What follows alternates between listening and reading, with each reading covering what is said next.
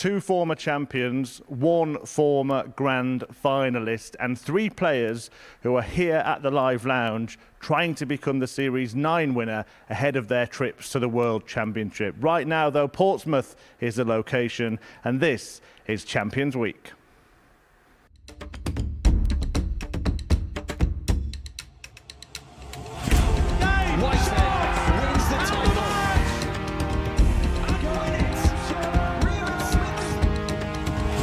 Double 14.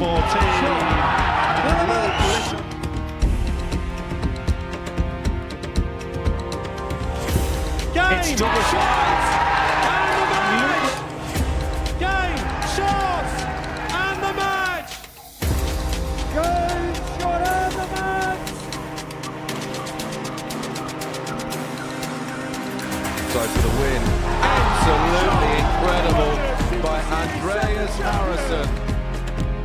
Yes, he can! Marvin is the man! He wins Super Series 8!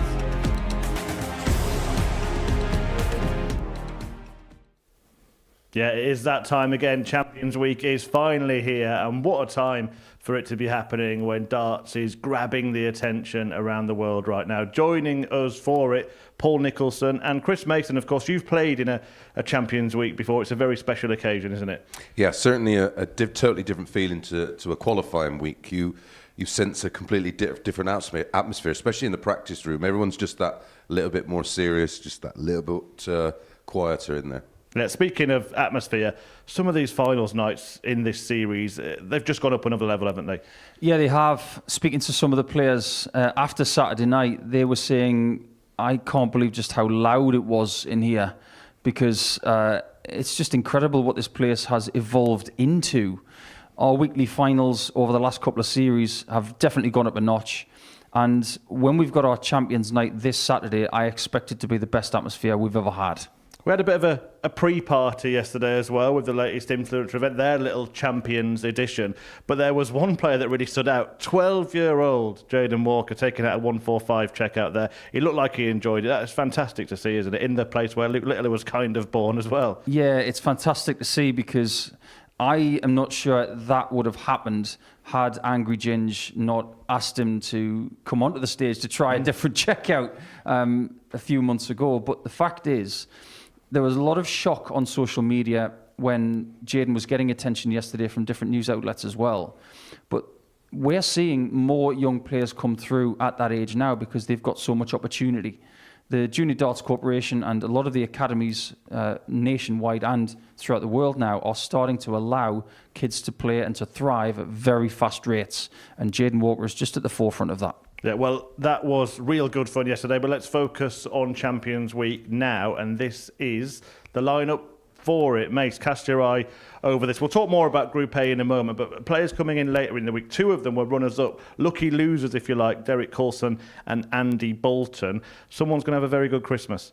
Yeah, it's an interesting lineup. I sort of give 6 players that really stand out for me that I think are genuine contenders, and then potentially 6 spoilers who might pull a shock off or 2. It's a fascinating lineup, a real mix of different ages and experience, but I don't think you can look too far away from Group A to find your winner. Let's talk through some of the players in this Group A then. Tom Sykes has been all the way to the big final before, really has been one of the prominent players in this venue this year. What do you make of his chances? Huge chance. He's got the best running average from a weekly campaign of any person coming into Champions Week. But the experience that he has of being in 2 previous Champions Weeks and always making the Champions Night, he knows the complexities of the Saturday night, but as far as making it is concerned, he is a ninja at it. So I expect him to be there Saturday. He could win Group A. He's done it in a Champions Week before, so if he goes on and does it again, I wouldn't be surprised. Yeah, like Jaden's very much a product of this academy era that we've gone through. He's very much a product of the ADC. It's given him a new lease of life. He's sort of given him confidence and given him opportunities, and he's taken it with both hands. He's almost got there. We've got a couple of players who have been there before, 2 former champions in Scott Taylor and Andreas Harrison. Which one of those do you think is most likely to pick up the title again? I think for them two, that's very much a coin flip. It's very similar ability. similar type of experience, really. Probably Andreas has a little bit more big stage experience. And this was probably the best moment that we've really had in a grand final, wasn't it? Yeah, what a way to win it, especially with Cam Crabtree sat there waiting to take the spoils, and he finds a bullseye. I remember that week very, very well. And I'm a big fan of Andreas Harris, and he just shows you age is just a number. Right, we are going to go in blind to the betting. We haven't looked at it at all. Before we show it, who would you be picking as favourite to win this week? Give us a name each. Sykes. I like Harrison or Taylor. Okay, well, let's then see who is the favourite. They've gone with Darius Labanauskas at 4-1. Both pundits have just raised their eyebrows next to me. Andres Harrison is second favourite, Tom Sykes third, but Darius Labanauskas a fancy. What do you make of that? I can understand why they've done that. I think a lot of us underestimate just how good Labanauskas is right now and how good he's been for a period of years. But if you look at the way he's been qualifying the last couple of series he's been in, he doesn't play his best darts Monday to Friday, but Saturdays he turns up the heat. And he's been to a Champions Night before. So they're probably thinking he's likely to get success if he makes Saturday. It's going to be tough for him to do that because it's a very, very good field. But on Saturdays, he really does turn up the heat. Paul can see why they've done it. Can you? No. Thought you might say that. No, I just can't. I don't get it. It's listen. If this was a straight knockout tournament, maybe best of 11 or best of 13, you could sort of think, well, yes, for experience and proven quality on a big stage, but this is very much a sprint. Anything can happen either way. I like Jim Long at 15-2 for someone as an outsider. But I wouldn't make anybody in that field that sure. I don't think there's any one player there you could say with absolute certainty that, oh, he's the one. Mace has got a point because you think about the way that Jim played a couple of weeks ago. He's never played that well on a Saturday night before, and that was very recently. And recency bias, maybe. However, recency coming into Champions Week always plays a part. Maybe not quite the long shot. I'm here all week. Hope you are as well. Champions Week going on until Saturday. Somebody will win £25,000. Remember, if you are going to have a bet, please gamble responsibly. 18+, begambleaware.org. Right, the favourite Darius Labanauskas in action in the opening match. He takes on Tom Sykes, and I spoke to the former finalist a little earlier this morning. Tom, it's finally here, Champions Week. How are you feeling going into it? Yeah, quite a lot of confidence. I've been playing quite a bit of darts away from last time I were here, so yeah, they've been going well, so we'll see. Big time of year for darts as well. It's getting a lot of coverage in the media, so to have this Champions Week in December, there's going to be a lot of eyes on it, a chance for you to showcase what you can do. Yeah, that's the plan. Obviously, like you say, there's a lot of, with the Lakeside on and the World Championships in the PDC coming up, obviously people are loving darts at the minute as well, so yeah, like it's going to be a big stage. What's this place meant to you this year in particular? Because you really have kind of come to prominence here this year. Yeah, it's. I'd say I'd go as far as to say it's changed my life. To be fair, I've always done well when I've been here. I've always made finals nights, and hopefully I can do the same again this week. Not just finals nights, but Champions Night, finals night as well. In fact, the grand final before. How big would it be for you to go one step further this time around? Yeah, I think that's the only thing I'm missing at the minute, isn't it? I've had 3 weekly titles. I've lost in a final, so hopefully I can get the big one this time. And what's the plan? Obviously, the best players are all in this week. You're going to have to be on it from the start, right? Yeah, they're not here for no reason other. They've all won a week, so. But as long as I get to that Saturday night, I'm not bothered how I get there. Whether I finish bottom of here and win Group C, I don't care. As long as I get to Saturday, that's the main goal. Well, good luck. Thanks for talking to us. Cheers.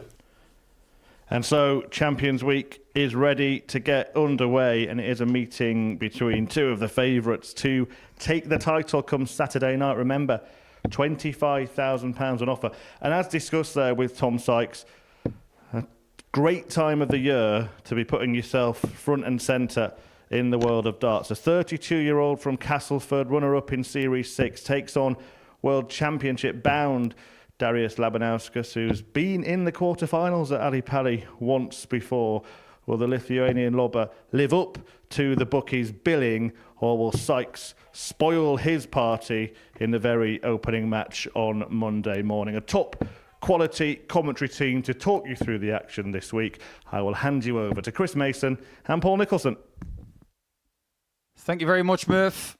Jack is going to be your referee today, and you all have permission to be excited because it's December now. It's Dartmouth. And here in Portsmouth, this is the biggest title we have on offer. First leg, it's Tom to throw first. Game on. Paul, I've got to get in here. 8-11, Tom Sykes, favourite for the week. Even money. Yes, Tom does have the throw, but that probably echoes even more the intricacies of winning your group or even qualifying for Saturday night. And I know 85. the advantage of throw is relatively big in a race to 4, which all these matches are. But I can't get my head around that. I think there are going to be some fluctuations this week. Oh, yeah. And this might just be the best Champions Week we've ever had because of the experience that we have in it. As far as this Group A situation is concerned, Sykes has got the first maximum of it. There will be plenty. But Romeo Grbavac of Croatia is the only person in this group who's never been to a Champions Week before. Tom, you require 121. There will be a few tingles at the start of Monday, but they won't last long. Wasn't he on debut the week he qualified, though? Indeed he was. Yeah, that's impressive. So being a debutant apparently didn't matter to him. But even someone who has won a week in this series, like Andy Hamilton, he's got more experience in his thumbnail than most dart players have got in their entire bodies. Yeah, multiple 24. major finalist, of course, 41. Andy Hamilton. There will be one person smarting this morning, and that'll be my old pal, Steve West, who just so unlucky on Saturday night.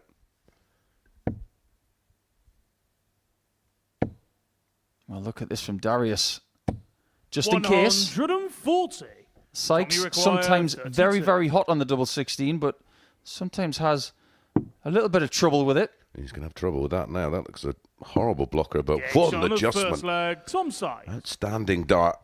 And that will settle any early nerves, and there will be some nerves, Paul. Second leg, it's Darius to throw first. Unless they get your first double in the Game bank on. quite early. Same format in Champions Week, of course.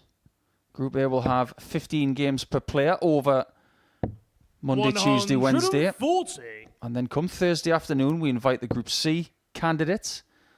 The Group B candidates, 58. they will be on Thursday and Friday night. Well, Paul, I'm sure everybody at home has noticed, and those watching via their chosen betting app, but I'm loving the 100. rebranding. Oh, looks very pretty and professional. Yeah, we're very proud of the fact that 59. in due course we will be on free-to-air Pluto TV. Stay tuned for more details of that. But maybe the most exciting aspect of that 26. is that the Modus Super Series is going to be on a 24-hour-a-day darts channel. Welcome to the 2020s, everybody, 125. where linear TV isn't the be-all and end-all. You can watch whenever you want. Well, the way people consume television now it's just changed so much, isn't it? I watch 90. everything catch up, so it suits me when I want to watch it, and if I want to watch something live, it's there and instantly available. 59. Darius, you require 140. Well, this is a very important finish yesterday for Jaden Walker, wasn't it? Well, we knew about him, but everyone else knows about him now. Yes, they do. He's no longer a surprise. 60.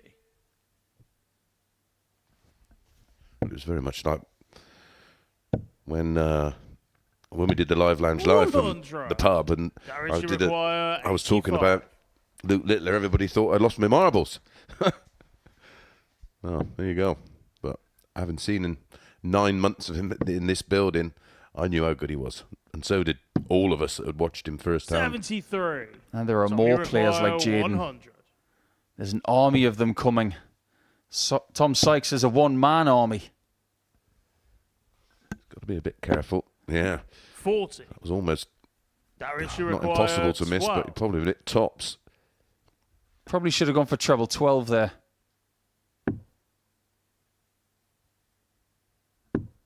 Game shot on his second leg. Level up for Darius Labanauskas. He's going to have a friend in the practice room the next 3 days minimum because he knows Third leg, Andreas it's Tom Harrison to really throw well. first. Game on. They've been on the Nordic and Baltic tour in the PDC for years. 99. Tom's very much one of these streak type players, isn't he? He sort of finds his range and then he'll just build to his optimum level. Yeah, I think he was building really well 85. in week 6 because in the early portion of that week, he wasn't at his best, but by the time Saturday came around, 59. he was the best player. Yeah, and that's the key. Listen, getting in Saturday night's priority number one, but when you think of someone like Neil Duff, who he's that perfect example of someone who builds himself up throughout the week to ultimately be at the business end and in top form on Saturday. 80. And well, a fair few of these players, of course, will be at Ali Pali, and well, there's no better warm-up than this, is there? And those not at Ali Pali, what a great way to maybe go into 84. Q School with this title around your neck and the confidence gained and the financial element, of course. Well, I know one person who's going to be watching over the next 3 99. days, and that's Ryan Joyce, because he's going to be getting intel on Darius Labanauskas. They meet each other at the PDC World Championship at Alexandra Palace, 100. and the winner of that Tommy game will require take on the 13th seed Danny 164. Noppert. That's a pretty horrific draw when you think what it was like 10 years ago. 95 left for Sykes. He's done exactly the right thing there. 119. Well, he had a guide, didn't he? Darius, you require 92. Yeah, the treble 19 was KO'd, really. So using the bull there was perfectly done. Speaking of treble 19, That's old school, isn't it, now, going for the ball on 76. Tommy require the low 45. 90s.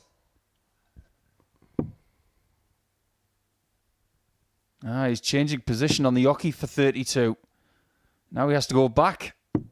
Game shot on a But third finds leg. it. Tom side. Interesting first game, this. They're just jousting with each other somewhat tentatively. Yeah, it's like a gentle Fourth spar, leg, isn't it's it? Just Darius having a to look throw at each other. first. Game on.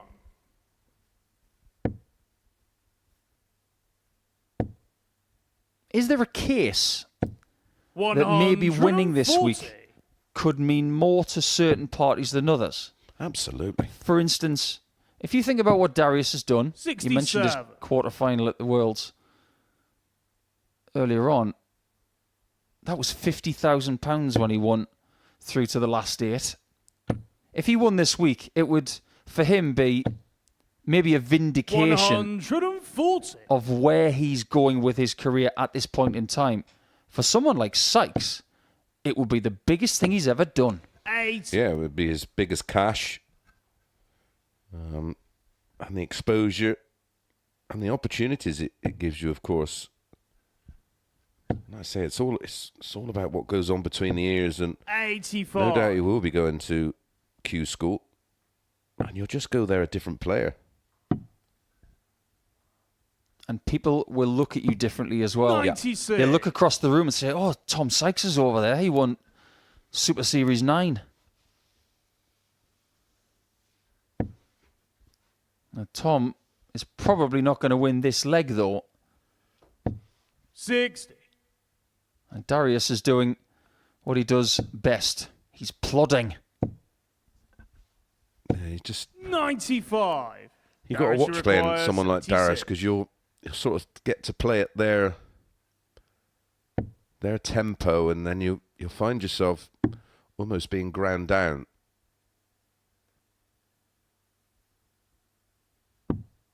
72. Yeah, Tom's left himself on a bogey number. And that was a bit of a narrative towards the end of the week last week. 57. Darius, you require It was unbelievable. Every single bogey number was left in the last 3 days. Game shot on the fourth leg. There's nothing left there, though. Labanauskas. It's 2-2 in the first game of Champions Week. Incredibly, that's the best leg of the match so far. But Fifth leg. I actually don't put too much on these opening games. Everybody's going to be a little anxious and just wanting that opening match to settle in. 60. Yeah, it's a bit like a marathon, the start of this kind of week. You've got to get yourself into a bit of a stride pattern. Yeah, well, the games are sprints, but the week's a marathon. It is just the most 57. bizarre feeling you get on that Monday morning.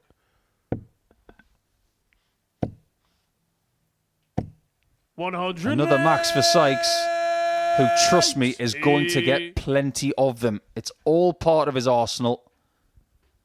He has got, of every player in Champions Week, the best rate of hitting 180s per match. And it's not close. He's the biggest hitter by a distance. Well, when Dart 1 goes in, you expect him to follow. That's how prolific he is in terms of hitting that treble 20. He's not left a bogey this time, Paul. Well, half of the players in Group A this week have hit a 170 checkout on the stage. Sykes has, Harrison has, and Scott Taylor has. And they've all got something in common. They've all been to the final on Champions Night. 57. Darius, you require 164. This would be the biggest one that Darius has ever hit on the stage. 92. He may just get a look at that 72 if Tom is not careful. This is for the best leg of the match again. 57. More importantly, though, for Tom, Darius, you require that was to 72. hold. And the worst possible time to get broke is in this situation.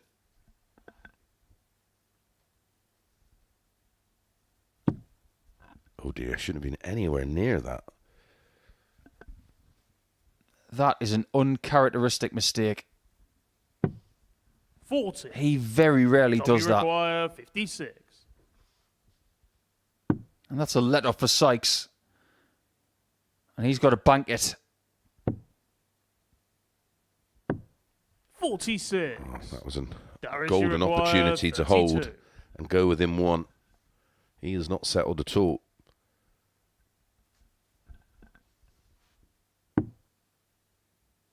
He can cushion this in. Just like that. On the fifth leg, Darius Labanauskas. You could see Tom in the background.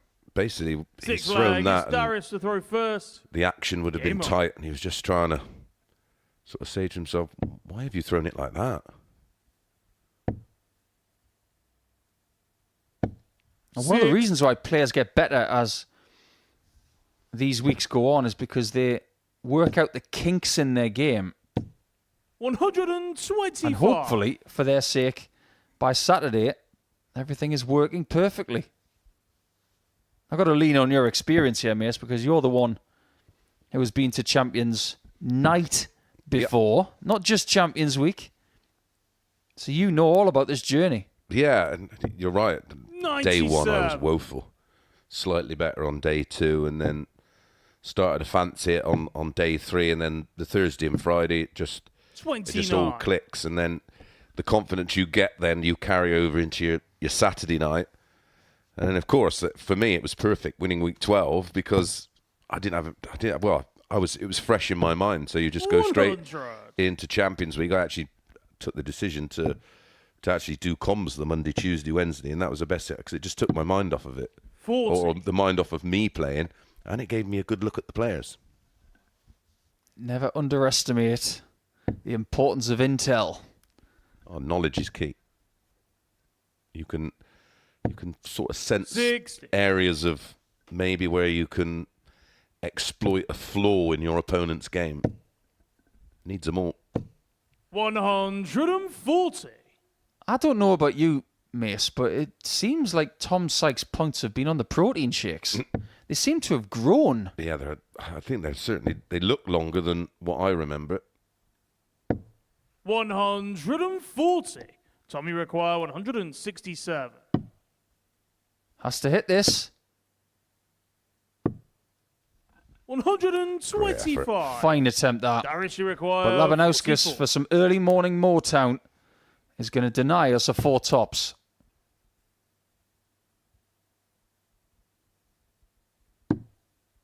Another cushioned shot for the first win of Champions Week. Game shot. And he doesn't And the put a match, foot wrong this Darius time. Labanauskas. Labanauskas had to wait the thick end of 3 months to come back here to start his Champions Week. But he started it very, very well with a 4-2 win over Tom Sykes. It's a pretty decent performance, the kind that you would expect from Darius all the time, around about an 87 average and 4 out of 9 on the doubles. So he grabs the first 2 points of Champions Week.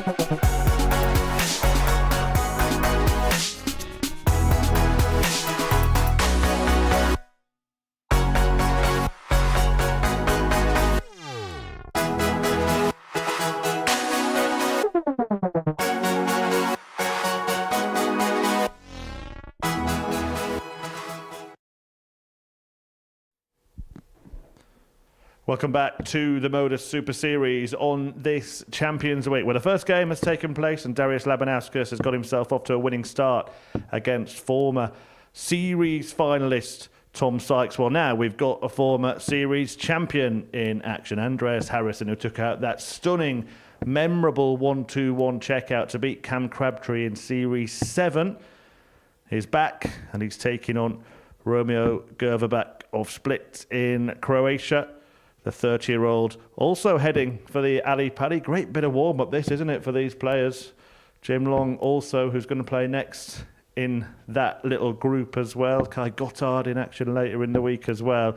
And what a boost it would be to be First lifting leg, it's Andreas the to trophy throw first. at the end of Game this on. week. Andreas Harrison, a regular at the Super Series. Can he do what only Luke Littler has done before and make it multiple titles? Let's find out. Back to Paul and Mace. 59. Thanks, Murph. Interesting new shirt for Andreas Harrison here. It looks more like a Spider-Man shirt on the back than 100. the old Dirty Harry one that we're used to. Yeah, I want something a bit more menacing with the name Dirty Harry. I don't think that colour's particularly 100. menacing. Yeah, I don't think Clint Eastwood ever wore lilac. Are you feeling fruity, punk? 61. Oh, we do like it, Andreas. We're only joking. But welcome back to Champions Week. The man with the beard that really should be feared 100. because this guy is a darting monster. Yeah, when he's on, my goodness, doesn't he make the game look annoyingly easy? 100. But yeah, my first memory of Andreas, I suppose, would be 68. playing on one of the Euro tours, wasn't it? He was playing on the Euro Tour early this year, in fact, and he was putting in some silly numbers. 100. Yeah, I was just looking at. I just was fascinated by the action. I think it's just lovely. I just think it's just really nice to look at. He's a fairly drama-free player. 134. But he's a Romeo, you player require that 140. has a ridiculously high ceiling. He really does. And he gave Gary Anderson earlier this season 100. one Andreas, you require mighty scare. 40. But it's tops. A little smaller now. He'll take the It's on the tens first leg. to get his Andreas first Harrison. leg of what could be an historic week for the Swede. Because he's trying to do Second something leg that is only Romeo one to person throw has done first. before Game on. in winning 2 Champions Week titles. As for Romeo, 100. he's the only person in Group A who is here for the first time in Champions Week. But look, don't let that deter you from thinking that he's going to cause some problems because he is seriously good. He's got a really good ceiling. In his week, which he won, week 9, beating Andy Bolton in the 96. final, he went as high as 109 and change. He can play it. And this kind of field is just the next level to test himself. 94. Yeah, well, this is all new territory to him, isn't it? So he's not a player that comes here as 92. damaged goods or any kind of mental fragility from bad memories on that stage. For him, it's all positive. Same could be said for Harrison, I suppose. 140.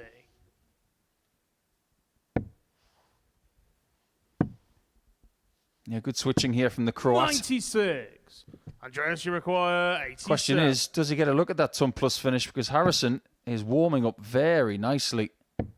He looks at double 5. And it's No too score. many.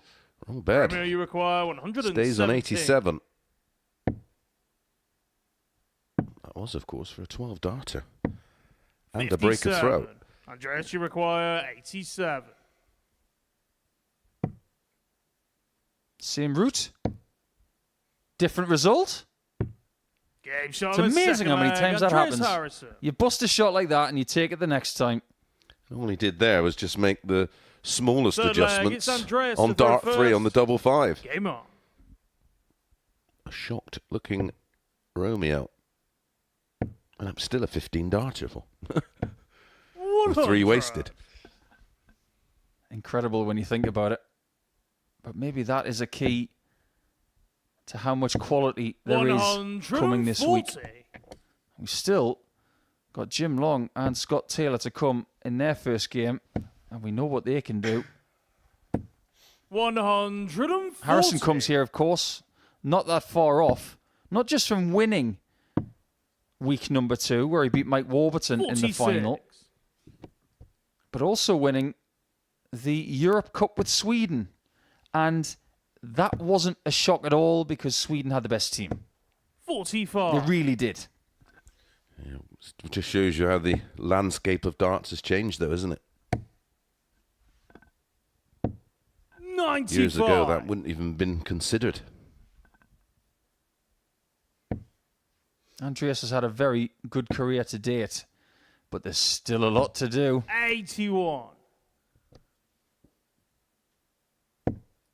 Romeo is very much in the infancy of his career. 2024 is really where he's starting. Andreas should require 135. And Andreas, of course, next year could 49. consider playing in Romeo, you the require senior 40. Game shot tour, on the third leg. or- Romeo Grbavac. whatever you want to call it nowadays. They have made a change, haven't they? It's over 45s or 45 Fourth and older leg. now. It's which Romeo to throw first. is a Game on. horrific idea for us older boys. Technically, 99. I'm eligible next year Oh, yeah, because I am 45. Yeah. Yeah, of course, yeah. That makes me feel a little less young. 100. However, opportunities are everywhere at Yeah. the minute. Whether you're 12-year-old Jaden Walker or nearly 45-year-old 48. Paul Nicholson. Of course, Steve West also eligible. Indeed. And Steve Beaton, of course, will be 100. playing the Seniors World Championships next year. Romeo's going to be at the 90. PDC World Championship. He's got a rather salivating draw to take on Callan Rids. Now, the Geordies, they're doing their intel this morning because Joyce 140. has got Labanauskas and Rids has got Grbavac. And the winner of that game takes on Martin Schindler. 100. Who's Andreas absolutely should on require fire at the moment, isn't he? 161.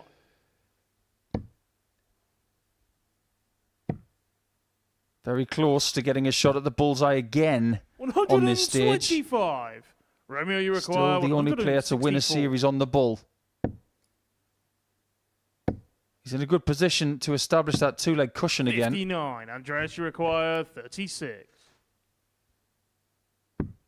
Game shot on the He fourth looks leg. really Andreas sharp. Harris. And you shouldn't be surprised by that. He can be sharp about 5 minutes after getting out of bed Fifth leg. It's because he Andreas doesn't to throw really first. need to practice. Game on. No. And he's just a very laid-back character, isn't he? 100. I was at the Belgian Darts Open earlier this year where Harrison took on Gary Anderson, and I have it on good authority that when Andreas was asked to do his 59. bullseye shoot-off with Gary, he threw 6 darts. And then he sat back down, and about 5 minutes before his game, he had a little chuck and then went on stage 100. and had an 11-leg thriller with one of the greatest players of all time. Yeah, it went down to the wire, didn't it? It was an amazing match. 82. He's in control here.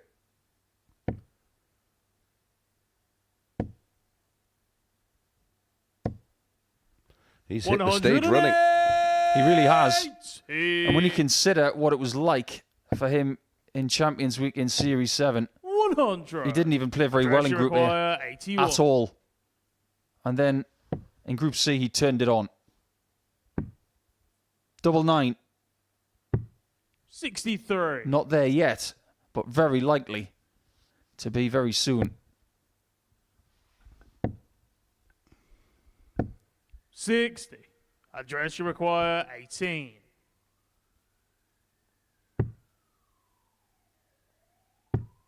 Game shot. Very, and the very match, good from the Andreas Swede. Harrison. He starts with a win, and that really is an excellent performance. He looked so sharp in that contest. And there's more to find as well. Almost a 97 average, and 4 out of 10 on the doubles will do very nicely indeed. He restricts Romeo to an exact 90 average and 1 dart at a double in that contest. And without further ado, let's say hello to Scott Taylor and Jim Long, the last of the Group A combatants to get started.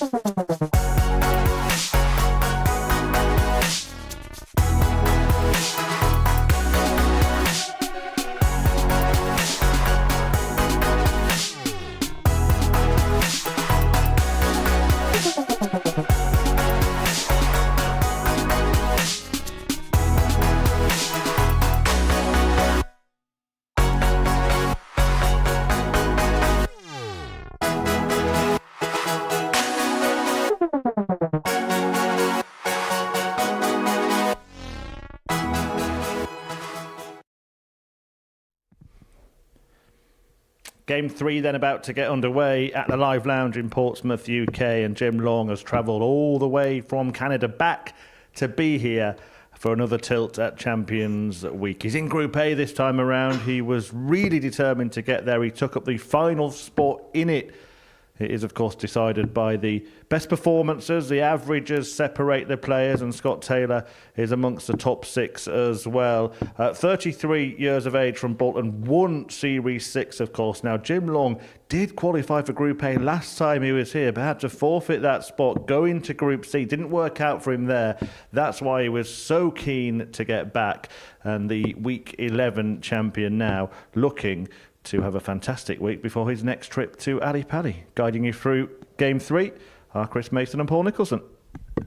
Yeah, Game 3 indeed is a very intriguing one because these guys First really leg, know how it's to Scott do to this. throw first. Game on. Scott Taylor, a former series champion, and he would like to be that player.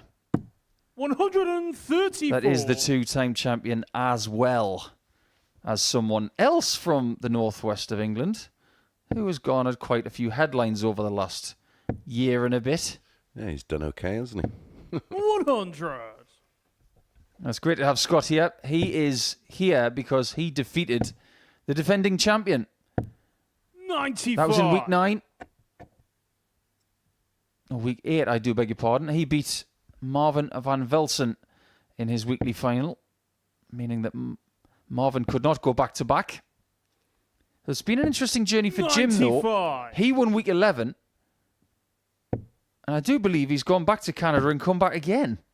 Yes, I believe so. 87. But Scott Taylor, Paul, 33. Sort of feel mid-30s players, well, certainly of our generation and eras before it, tend to start to peak 58. at around that age. Be interesting to see where Scott Taylor ends up in a couple of years' time. Obviously, super talented. 60. Yeah, I think he's been very talented for many years. Former finalist on the Pro Tour. Yes. So when you can do that, and when you can win a series here, you've obviously got a shed 98. load of ability. Scott, you require It's just a question of 125. how he wants to use it. Well, it's fulfilling 65. your potential. And Jimmy listen, he's an require ambitious player. 150.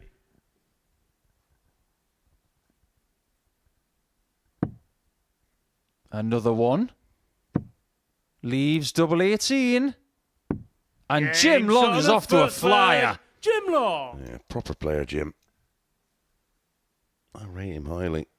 Second leg. It's Jim to throw first. Yeah, he's very Game aerodynamic. on. I'm just shocked he's yet to win one of the big seniors titles, because I think he's right up there in terms of 82. players 50 and over. Well, he's got that same quality that Andreas Harrison has. 137. Water off a duck's back. He doesn't get involved in the politics of the sport or the massive amounts of social media interaction. Jim is a dart player. He turns up, he 140. prepares, he plays, he leaves. Yeah, and I think that maybe 49. if you think of other players from where he's from, they're all very similar, aren't they? Yeah, he's cut from the same sort of cloth as Jeff Smith. David Cameron, just laid back, 99. cool guys, play darts because they love to play darts. Just imagine that as a sit-down chat, maybe with John Park, the throw odd him in there. libation. 55. Jim Long, Jeff Smith, Dave Cameron, John Parr. I think that would be quite a fun time. I agree. It'd be fascinating to get a deeper insight to the mentality of those players, because they're all very, very similar. 140. I'll tell you what's not similar. The level of play from Long 43. to the rest of the day, Jimmy because require this 40. is just a little bit better. Game shot on the second leg. Just a little Jim bit, Long. Paul. That's a 15 dart break and a 13 dart hold. Third leg. It's Scott to throw first. Game on. Hasn't missed a double yet. And I think one of the biggest things for 140. Taylor this week is going to be measuring the amount of aggression he's got per game and making sure that he's got enough in the tank for the rest of this experience. 100. He's maybe one of the most aggressive looking dart players when he looks through the board. 99. Well, back in Series 6, he won week 12, and then he won the next week as well. So he can do it back-to-back weeks. So the energy reserves are definitely in there somewhere. Yeah, but I think that's why it's an advantage to be like possibly an Andreas 60. Harrison type character or Jim Long, because you're not going to expel all that adrenaline. You're gonna keep it reserved.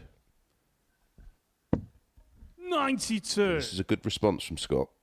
I've actually noticed as well that Scott Taylor is using new darts because predominantly when he's been here, he's had a trusty set of darts. These are different. 60.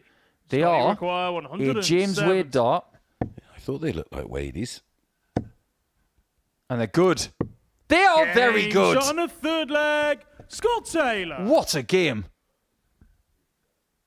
A couple of sparring partners in the Fourth first leg, game. it's Then we Jim went up to a the notch, and first. now Game on. This has got hot. That is a record as well, because that is the 5th time that Scott Taylor's hit a 170 checkered on the stage. That is a record on his own now. 100. Previously, he held it with Jared Cole, but 5 170s. Records were broken last week by Pilgrim. 84. He's not here. Taylor is, and he's doing things like that. Let's be honest, he had to find another gear, and that's a sign of quality. Didn't panic, 2-0 down against a player at that point was averaging in excess of 107. 140. What do? Find a 12 darter and a 170 out. 100. Now he's going through the gears. There are certain players that you see in this venue, and they just get your motor running. I don't know about you, Mace, but Scott Taylor, he does it for me. He's just got something. Yeah, you're right. He's just, 94. it's something that we notice. I suppose we see it as we've seen hundreds of, thousands of players over the years, and some players you just watch and you think, Jimmy require this guy's got that X 167. factor. Well, X factor will be in later in the week, won't he? Andy Bolton. Somewhat fortuitously. 151. 99. Scott, you require 151. Could be found. Not anymore. 81. Jimmy requires So Jim 68. gets a chance to widen the gap once again. Just a reminder that we have not seen a dart at a double missed yet. And we still Shot haven't the seen a fourth double leg, missed. Jim Long. Well, we've still not seen a leg. Over 15 darts. This is quality. This is Fifth Champions leg, Week Scott to row quality. first. Game on.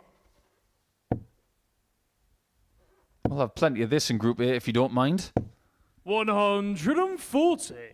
If this was a restaurant, this is exactly what I ordered. Right now it's Michelin star darts. 57. Yeah, it truly is. But we can honestly say, because of some of the things that we've seen in 2024, this is probably one 93. Michelin star. I still rate that game between David Evans and Ross Montgomery as a 3 Michelin star game, where they both were on 108.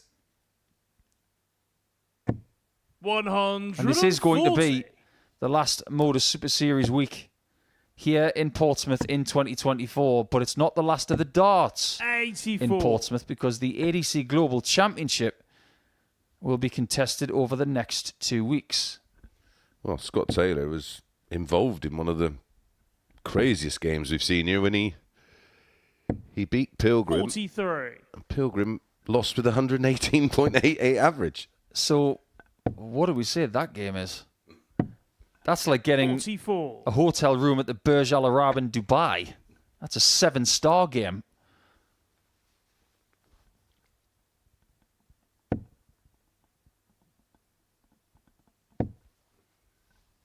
It just looks so focused, 100. so patient, Scott, you require 140. and so ready, Jim Long.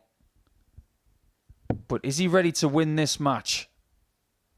Treble 12 again is an option in this spot. 100. Jimmy require. He didn't mind rolling the dice there a little 161. bit. This would be some way to win it. 54. Boom. That is the first start missed at a 116. double in the match. Scott, you require 40. And now Scott can take us further. Game It's shot almost of as if fifth we don't leg. want this game Scott to end. It's been that good. 6th That leg. is It's our Jim to the first leg over 15, but Game on. only because Jim missed the ball for a 15 and the win.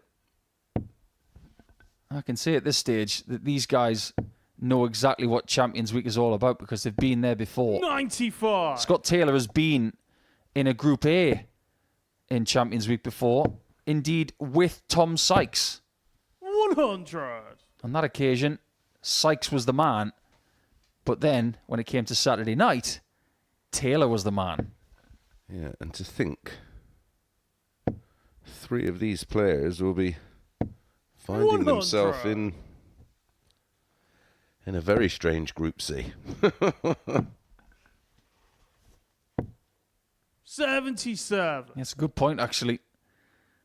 Because when you look at someone like Derek Coulson, Andy Bolton, Paul Hogan, they've all got that same plucky quality of being able to grind games out. 96. Group B this week will have Kai Gotthard, who is also going to the World Championship via winning the PDC Europe Super League after he beat Paul Kroner in a brilliant final. 108. Andy Hamilton and David Davies will come back. Hey. But at this point of this game, you're wondering if Jim Long has had his chance to win it. Yeah, on the back of a 1-6-1 finish. Tough school. 43. Scott, you require 144. Well, Jim's going to get another chance, but it isn't any easier. 92. It's even bigger. Jim, you require 167. Interesting, this little trend now where what would normally be associated with Dart 2 in terms of the 59. treble in the combination is now 52. become Dart 1. Double top for Taylor. 42. This is Jim, you gettable. require 108. And he may use the 19s again if he so wishes.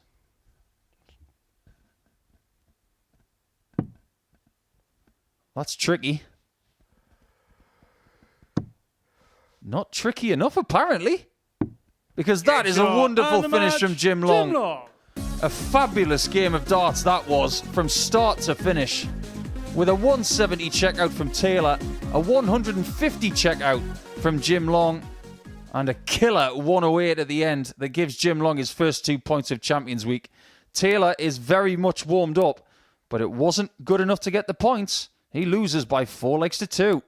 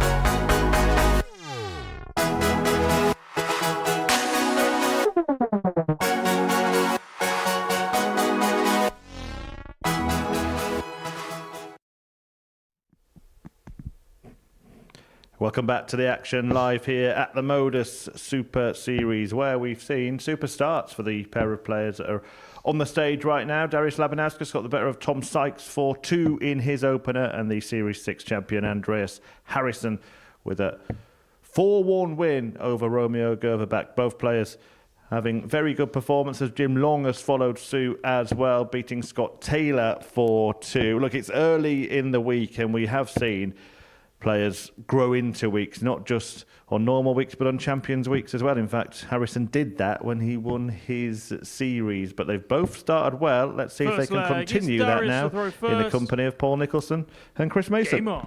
Thanks, Murph. Yeah, but it was done in... I mean, it was a convincing enough win in terms of the scoreline, 4-2, but in that win against Tom Sykes, the favourite for the whole week, Darius averaged 87.27. Andreas nearly 10 points higher, Paul, and looked a different player. He just looks so sharp from the off. And I'm really glad that Murph mentioned that the last time he was in Champions Week, he got off to a very turgid start. Yeah, you mentioned that during his match. Maybe that experience has taught him something. Agreed. He's probably thinking to himself, right, I don't want to go through the turmoil of having to come through a difficult, when it's going to be a difficult Group C, or potentially a tough Group B. I think all of these players will put everything into this Group A campaign so they get the advantage of coming in super rested on Saturday. 108! Well, it definitely worked for Jimmy Van Ski last week. First time he'd ever won a Group A situation. Goes on to win the night. It's just unfortunate he wasn't able to play this week. But he is going to Lakeside. He's playing on Wednesday, so good luck to Jimmy. Labanauskas has raised the bar a little bit here in the first leg of this contest. Yeah, this is quality. 129. 32 after 12. Andreas way back on 300. Won't be too concerned. It is on the throw of Darius, but just in case. Darius, you require 32.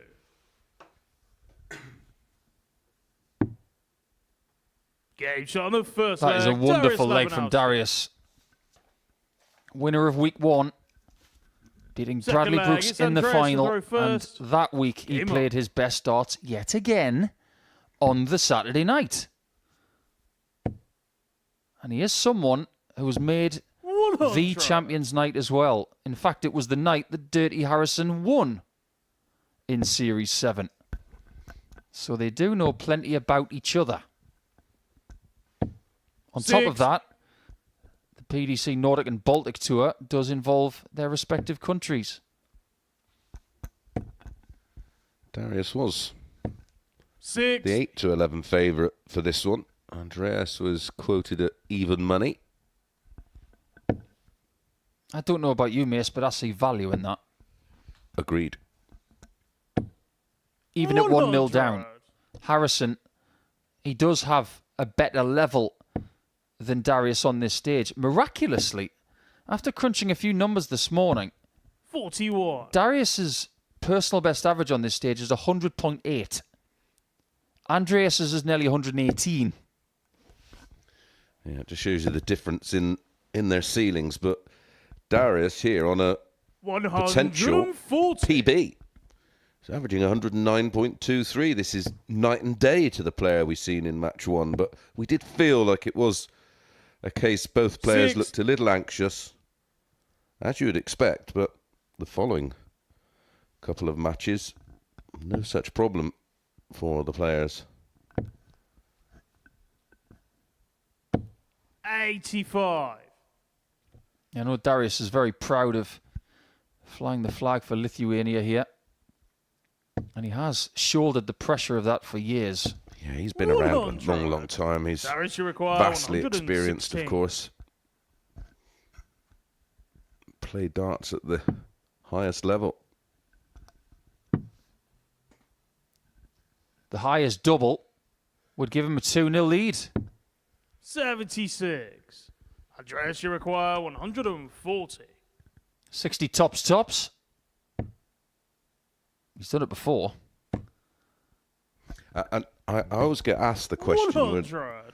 wherever require I'm doing 40. something darting related, and talk to a lot of players about the Super Series. Of course, it's a very popular format nowadays, whether in terms of viewers or players that want to be second here. leg, Darius They Labanauskas. always ask me what's the difference between this group and the elite PDC Third leg, pros. it's Darius to throw I first. always say the same thing. It's the B game. Game on. And you look at Andreas right now, he's averaging 84. And that range is an issue. You know, as you mentioned, an average of nearly 118 is a PB. 140. If you don't have a good B game, you get swallowed up on the Pro Tour. That is correct. If you want to be a world champion, 41. you're going to need to find your A game at certain points. Andreas has proved that right here. Finding what you need in exactly the right moment. And nobody knows that more 125. than Cam Crabtree. He left himself on double 4. Harrison had 1-2-1. 100. Cam didn't throw another dart. Darts is brutal.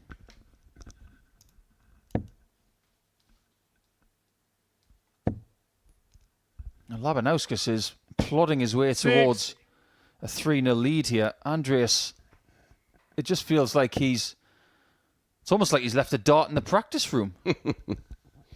Or his arm. 140.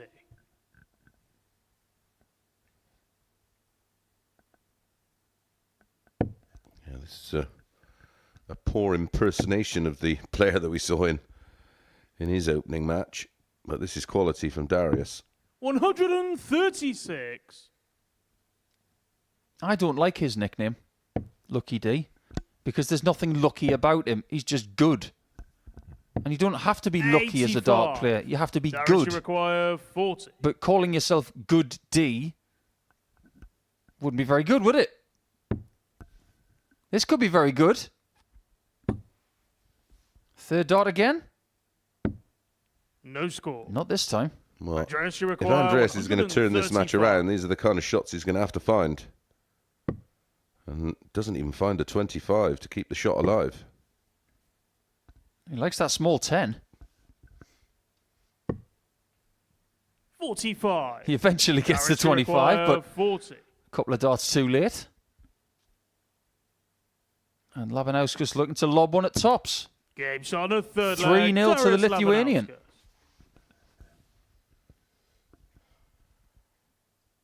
Fourth flag. It's Andreas to throw first. Andreas with that Game on. quizzical look of, what am I doing? Yeah, he's pretty hard to read as Andreas. 100. He doesn't give a great deal of emotion away, unless he wins a series. He's the kind of dart player that has the same sort of demeanour playing darts 96. and standing in a post office queue. He is like stone. But he can throw. 180 number 2. And at 3-0 down, you sort of have a different feeling. Oh, well, this one's not happening. And you just relax and you play normal darts. 95. I'm starting to think about how these players feel when they're 3-0 down. Try and think of a positive 100. to get you through the rest of the match.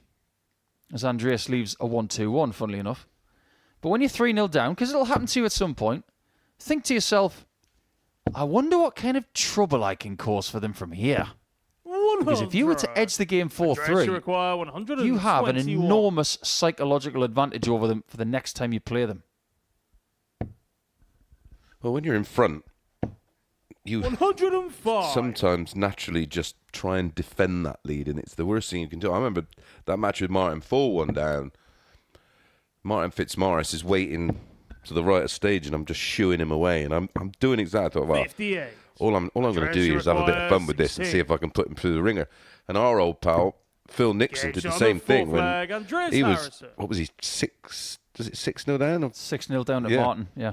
And 6-1, Fifth flag, 6-2, it's and you can Darius to see throw the little first. glint in his eye of, Game I'm on. not giving you this, pal. You've got to win it. And he very nearly did win it himself.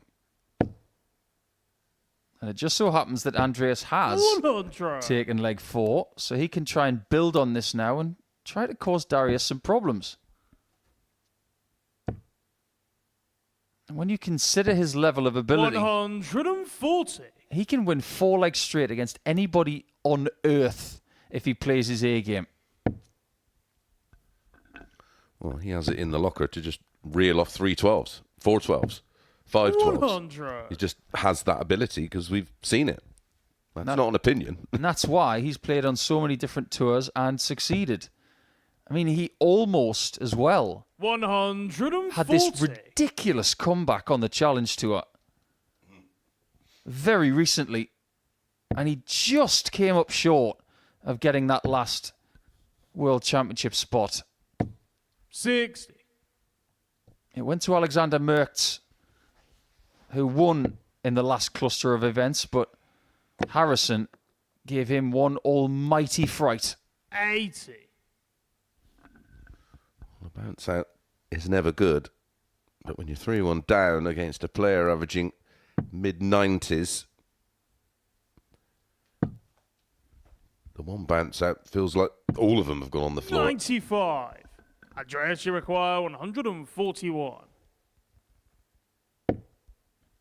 He'll go treble 15 here. 85. Shades of when he hit his 9 darter Darius, you require against 146. Andreas Toft Jorgensen of Denmark. Another one of those would have left double 16 for the match. 94. Andreas here, Andreas, you require 56. 56 to break back and potentially force a decider, but this has got to go. Nowhere near. 36. Darius, you require 52. I don't think Dirty Harrison is coming back to this match. I think it's going to be over because Labanauskas is lethal.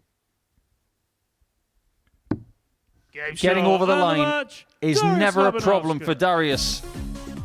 When he leaves 32 for the match, you expect him to hit it. And the favourite for the title this week, whether you believe it or not, he's actually got 2 wins from 2 to start his campaign. And he looks as cool as a cucumber. 92.88 is a really good increase in output as well, by about 5 points from his first game. He takes the spoils by 4 legs to 1. And now we have Long and Sykes coming to the Oki to fight for game 5.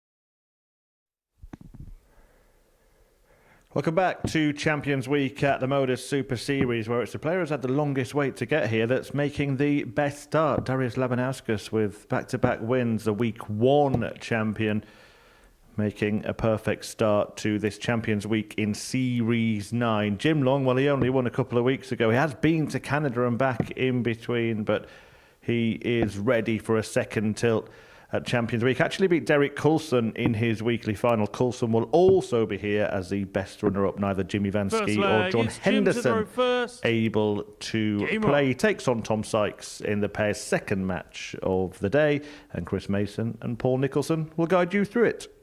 Thanks, Chris.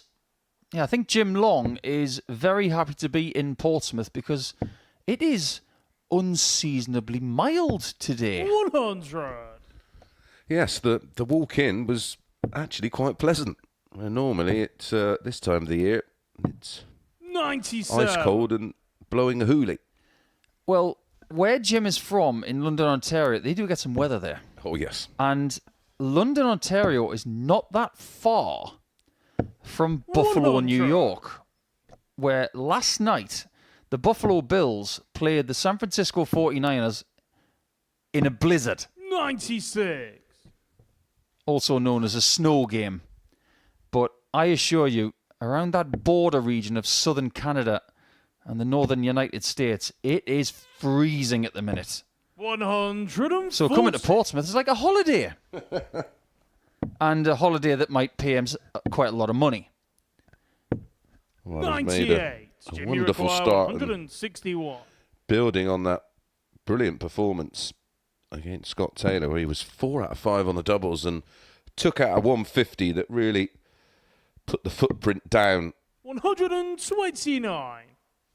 I like that. I like that a lot. 42. Jimmy require 32.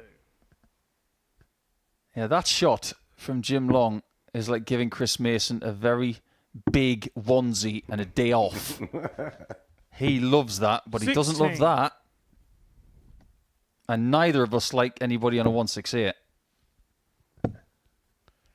No, and he left a 163, didn't he, in Jimmy requires his opening 16. game?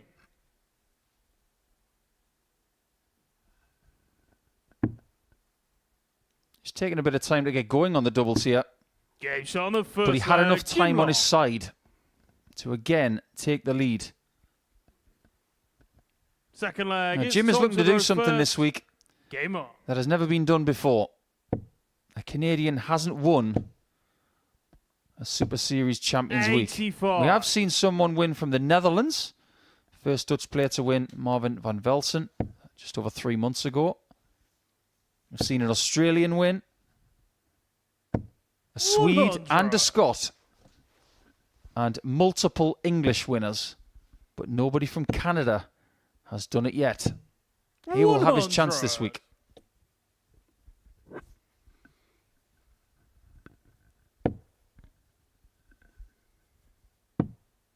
And he's also going back to the Palace 134. to try and improve on his previous experience there. It wasn't disastrous, but he's a much better player than he was before. 140.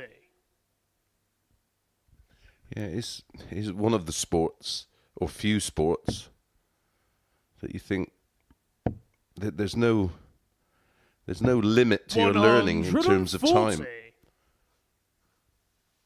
Yeah, Jim will take on James Hurrell, and the winner takes on Michael Van Gerwen.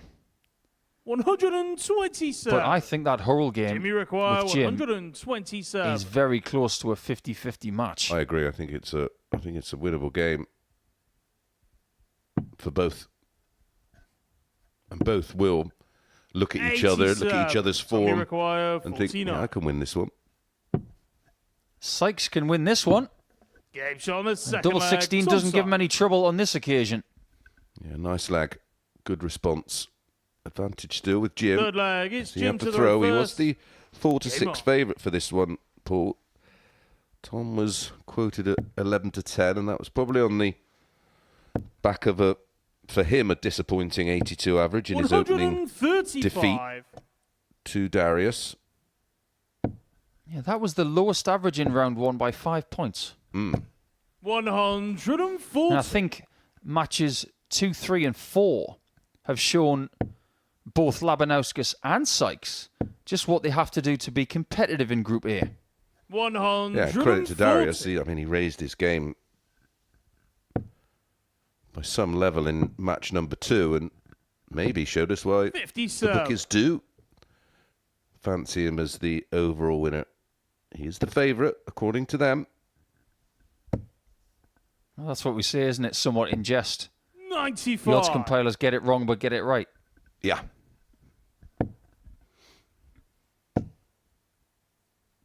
That's what Tom needs to do. Needs to put the hammer down. Jimmy require 131. Give a different look to this leg all of a sudden with a max. Tops. 54. Ouch. Tom, you require 124. And Tom will fancy this now. Even more so.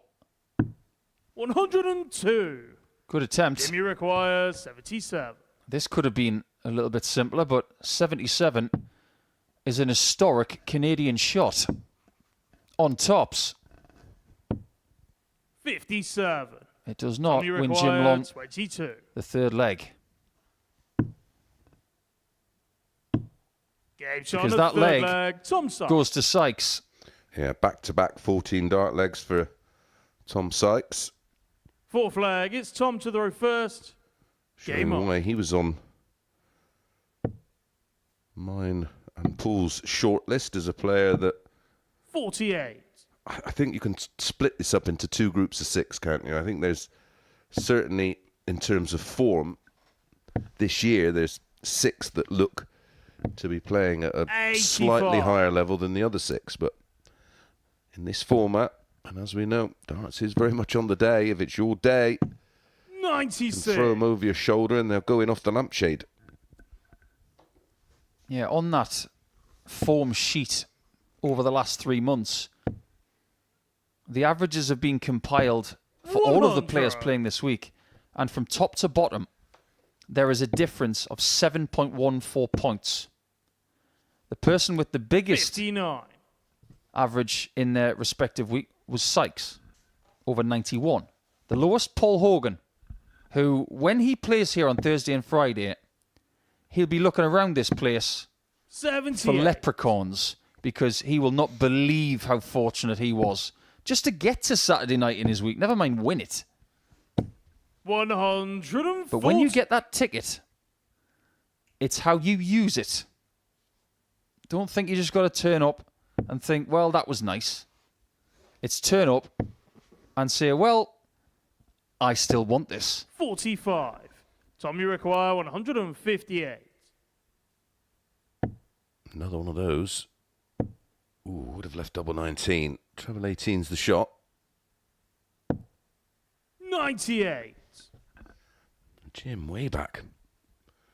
Being outscored.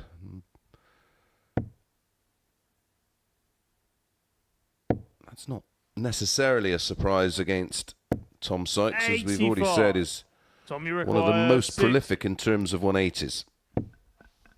Always has to move on this shot. Because his darts are about as tall as Jimmy Van Schie. 50. He needs to learn how You to throw the require flatty. 108. Yeah, it wouldn't be the worst player. No, a thing or two about 108 checkout, don't you, Jim? It won you your first match here this week, but not this way. Treble 17. Would have left double 18. 56. Sykes is one of Tom, you those rare require players that 10. probably prefers double 5 over double 10. Maybe not. 6. And he doesn't like 2s either. Jim, you require 52.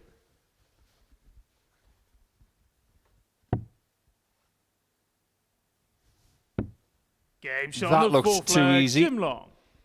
I assure you, shots like that are not easy. Fifth leg, it's Jim to throw Jim Long first. has dodged a Game bullet on. there. Should be 3-1 down.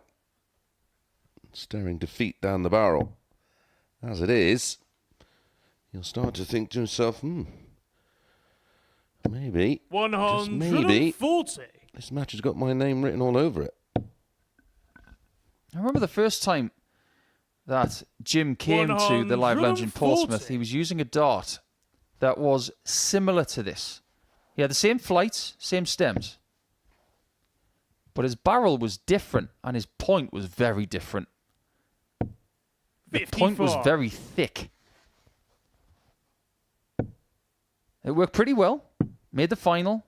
Then, obviously, after that, he'd go on to win a Saturday night, and then he's gone on to win another Saturday night. So this is actually his second Champions Week. But what he has tailored in the last few months is the end of that dart. It tapers 98. towards the end, and it smoothly goes into a thinner point now, and it works majestically. Well, 108. I would imagine for him, Paul, the angle of entry, that's to allow the darts to group tighter together, isn't it? Correct, especially with this neutral angle that he has. From where he sees it, from his height, he can get it underneath just like that. 130. But he has the ability of lobbing over the top as well. Yeah. 24. And the deflections will be massively reduced, of course, and this is a quality game. 93.73 long, 56. 94.89 Jimmy the requires average for Tom 51. Sykes.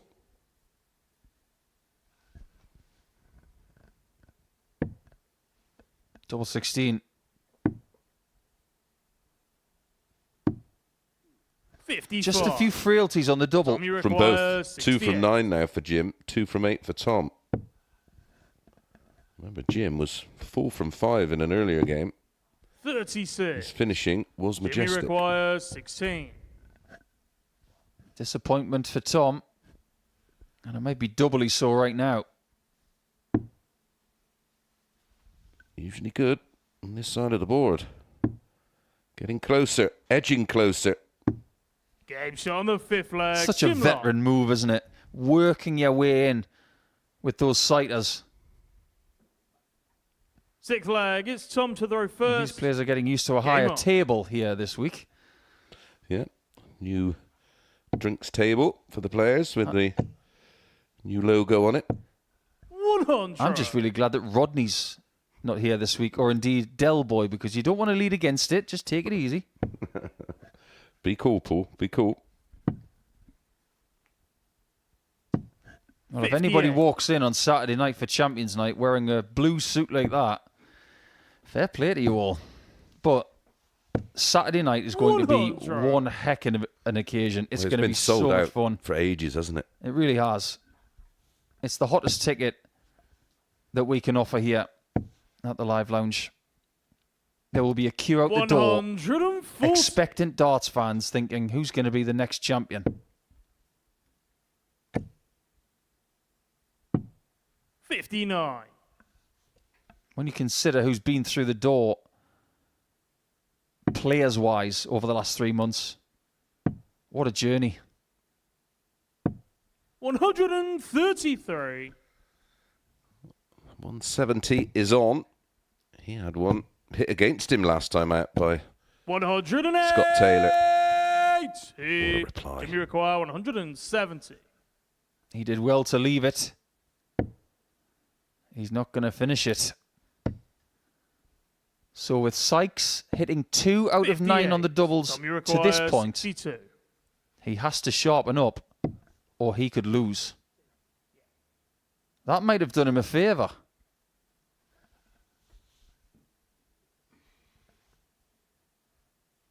Does he know where he wants to go? Now he does. Game shot on the sixth Very well leg, thought top out. I side. thought he looked a little bit nervous on that shot, but my word, has he used them well. 7th and This final one, leg. I It's Jim suppose, to throw just about first. right, going to a decider. on. Both players still averaging over 90. But it is Jim Long with the advantage of throw. Are you a fan of Tom's new dart shirt? 140. I do like it. Can't really be mistaken for anybody else's. It's got his face on the back. The only person who might think that's their dart shirt 140. would be Hank Scorpio from The Simpsons, or possibly a slightly older version of Shaggy from Scooby-Doo.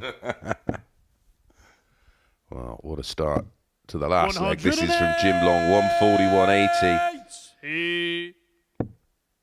See what he should have done was he should have had 45. the character on the back wearing the dart shirt that he's wearing. I agree. And then the back of the dart shirt on the character should be, you know what I mean. It's one of those infinity tunnels. 90. Great last start from Jim Long, 91 after 9. You'll take that all day, every day in a last leg shootout. He doesn't have to go for the 180. 140. There's a bit of a risk Jimmy there with a require wobbly second 91. dart, but there's been nothing wobbly about Jim Long in this last leg decider. He's been solid as a rock. 51. Yeah, tops after 12. Didn't have to do anything overly creative there with Tom back on 176. If Sykes 94. loses this game, Jimmy require 40. somebody's going to feel his wrath at some point today.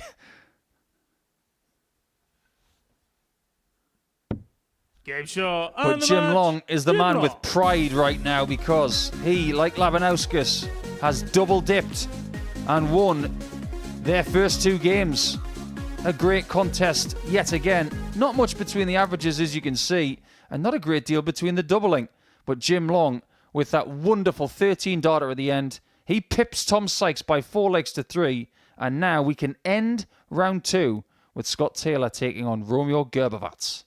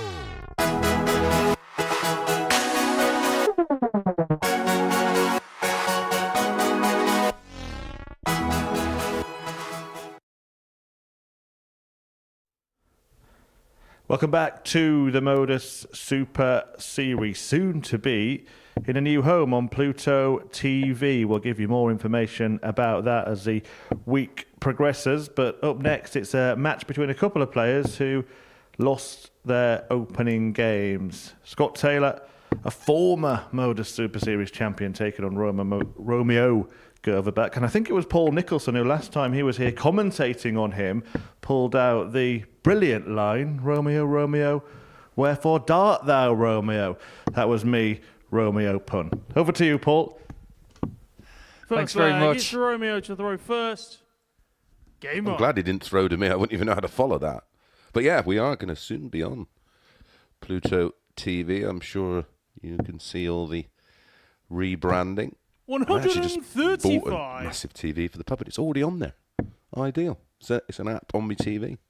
Yeah, it's going to be very simple to continue watching the Modus Super Series, and stay tuned for more information as to how you can download the app and things like that. But 39. surely the tagline's going to be watch the Modus Super Series free and exclusive on Pluto TV for darts out of this world.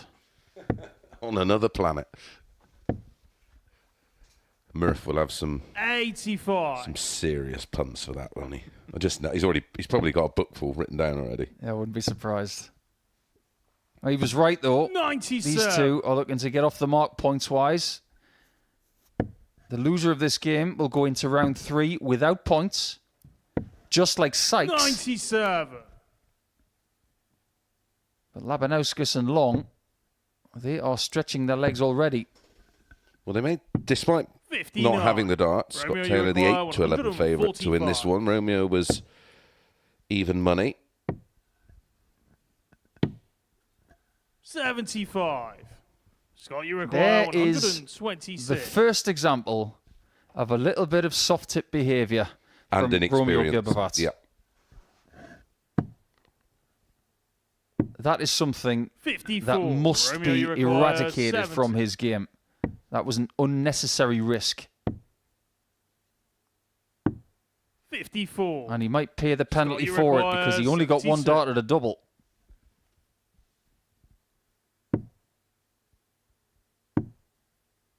Double top. 52. Romeo, you require 16. Double 4. Game shot on the first leg. Romeo Oh, that leg is Romeo done. And that's not going to be the last time we use that phrasing this week. Hopefully, he says. Second leg. It's Scott to throw first. Now, there is a bit of a story on. with Romeo at the minute. He's not just going to the North London spectacle in the next couple of weeks. 180. By the way, we aren't struggling for maximums today. There's only been 2 players who have 6. failed to get a 180 in their match. And we had 4 in the previous game, 3 from Sykes who actually lost. But 81. Romeo has, in the last few years, lived in Germany. His game has developed whilst he's been working. 30. But now, he's gone back to Croatia. Back to Split with big ambitions 95. of being professional.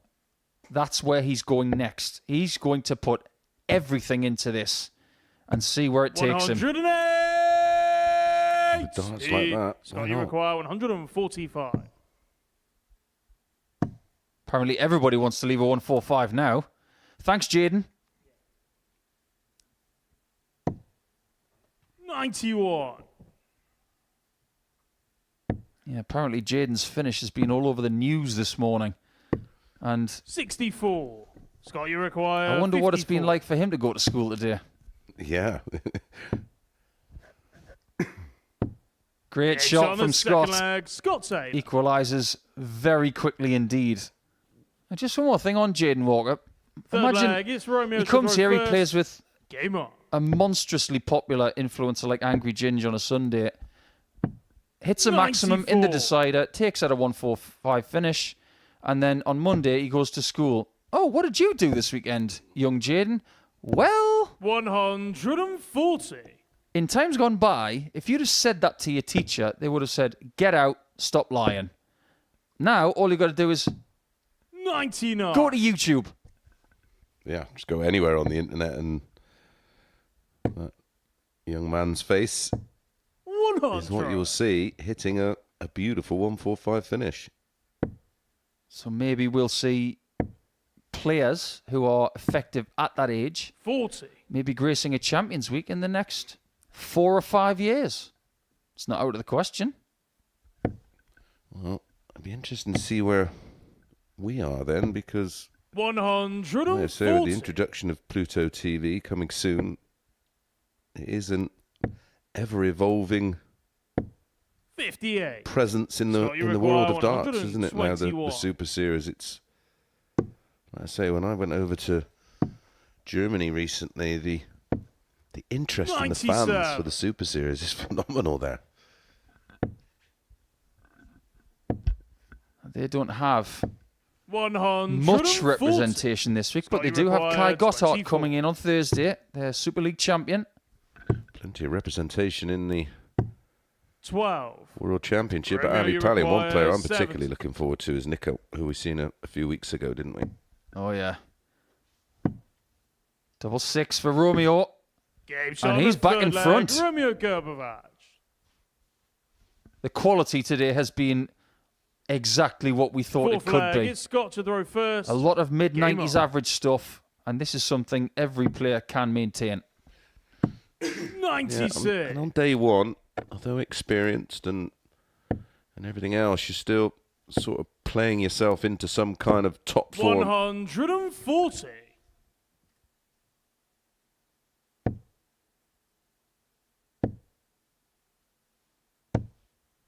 $85. Yeah, interestingly, you mentioned Nico Springer. He was immensely impressive, 100. but he didn't win week 10 because David Davies did. He'll be back on Thursday. But Springer's going to the Worlds, just like Grbavac. He's got Scott Williams. 100. And the winner plays Rob Cross. When that draw come out, that was the one I thought. Rab Bain, of course, manages 44. both Rob Cross and Scott Williams. Yeah, that section of the draw is like ordering the mystery dish on the menu, and then you realise that the sizzling plate is 156. making its way across the restaurant. And you think, oh, this is going to be good. But I give Nico Springer every chance against Scott Scotty Williams. I think that's a winnable 24. game for him. Game shot This on the is a fourth winnable game leg, for Scott Taylor when you're getting 13 darters just like that. Bizarrely competitive, despite Taylor averaging Fifth leg, it's 97 Romeo to throw to first. Romeo in the Game on. mid-80s right now. This is a dynamic, Mace, where we almost have to explain 131. that a lesser average can be competitive if you've got the throw. Yeah, 140. that stat, when it comes around, it is reliant on the player having the throw, because he's just doing the business on throw. 140. Yeah, on his opponent's throw, could be, averaging mid-70s, but on his own throw, averaging 99. mid-90s. There's also the possibility that, say, case A, which is Romeo, he can have a 15-dart leg 100. a couple of times, and Taylor could have a couple of 13s. There's no difference in a winning sense between a 13-darter and a Romeo, you 15-darter. require The same 130. amount of visits. Yeah, it's a 5-turn leg. But the difference 94. in average is huge. Scott, you require 134. The difference in this game could be huge. Well, it could have been. 94. Romeo, you require 36. Double 18. No score. He is not really that close Scott, to it. you require Never scared it. 40. Game shot It's on the another fifth leg, 13 Scott darter Taylor. from Scott Taylor. Perister thought that maybe he could walk into round Sixth 3 leg, today, it's Scott averaging to about throw first. 98 to 99 Game for the on. day and no points. But that little change in leg 5 could make all the difference as to whether he does get points. Yeah, those 3 100. missed darts at double 18 for Romeo. Coming up next, as you expect, the games are just They're all great. 134. But Darius Labanauskas up against Jim Long. Fascinating tie that on day one. There's that snarl 140. that you see from Scott. It's a bit Bob Anderson, isn't it? He'd love to give the board a bit of a snarl and a finger. 137.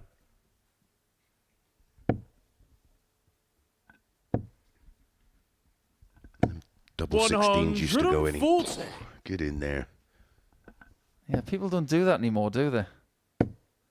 But then again, nobody could do it as well as Bob 138. Scott, you require 120 for the match. Oh, he's missed the treble 11. So that is 19 left.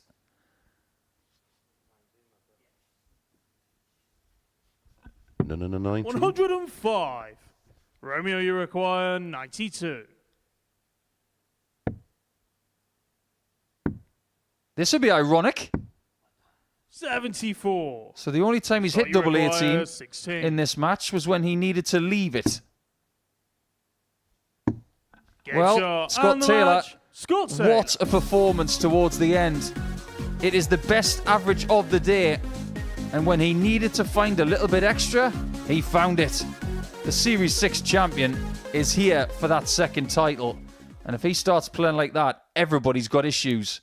Because Taylor can go higher than that still. Romeo will have to settle for no points after a couple of rounds. But now Taylor's got points. He wins that by 4-2.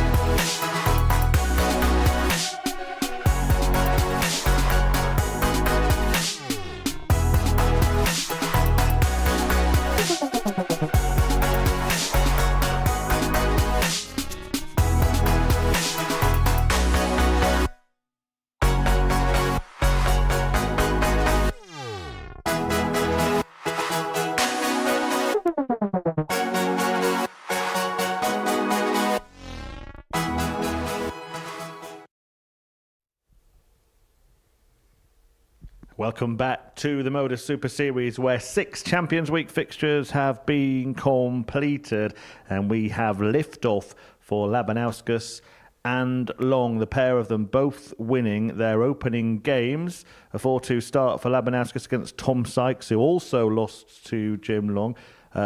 Sykes yet to get off the mark. Andreas Harrison, a 4-1 win in his opening match. He was beaten, though, by the same scoreline by Labanauskas. And then Scott Taylor, having lost to Long, turned it on in the previous match. 101 average for Taylor in that one, the best performance we've seen so far. But the next game will be a battle between those two undefeated darters. Which one of them will stay unbeaten after a hat-trick of games? Will it be Jim Long of Canada or Lithuanian Labanauskas? Let's find out in the company of Chris Mason and Paul Nicholson. Well, I'm really, really glad that you said that and not me, Murph, because that was a bit of a tongue twister. But twists and turns they've both had so far today, but at the end of each battle, they have been victorious. In what other sport would you get Canada versus Lithuania? At 23 minutes past 11 First on a Monday leg, morning. it's Darius to throw first. Yeah, it's a very early on. top of the table clash, but even this early, getting a win here for either player and going back into that room and standing at the top 42. alone is big mentally. But this discipline, we've already spoken about it today, it's serial sprints. Yeah, and this will suit Jim Long because, as we've talked and discussed many times, in America, it's just literally relentlessly tournament after tournament, whether it be mixed pairs or mixed triples or cricket and then into 501. It's just the nature of something that Jim will be very used to playing. A lot of short course matches in one day. 6.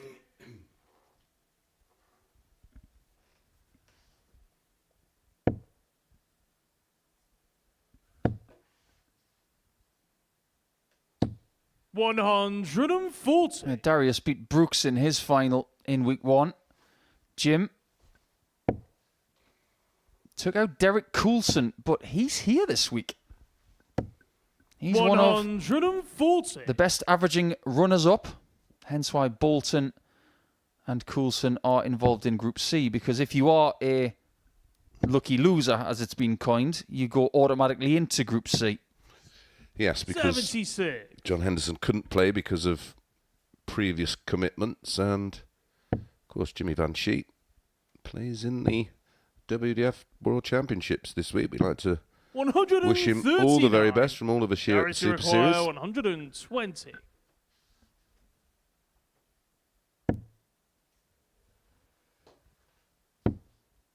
That's a nice little cushion. Game shot on the Didn't first even need leg. it. Darius Labanauskas. My word, Darius is playing very effectively today. It's not Second blistering leg, it's Jim stuff, to throw but first. boy, is it good. Game on. And he's a good, solid pro. 54.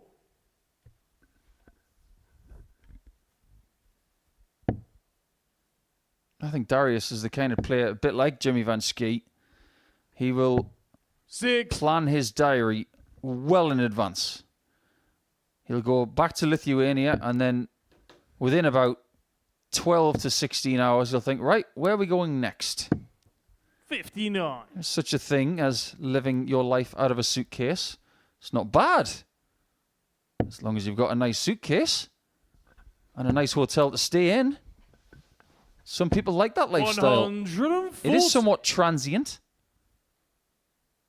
but you can spend some of the best days of your life in some great places,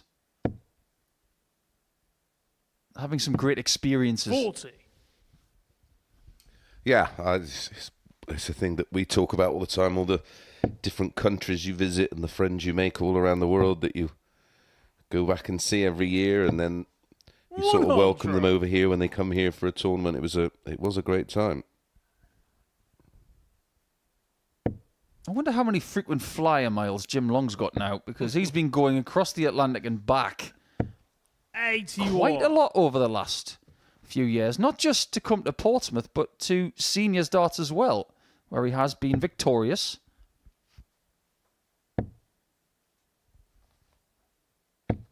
$60. And I would imagine after this week, he will go back to Canada again and then come back to England again after that.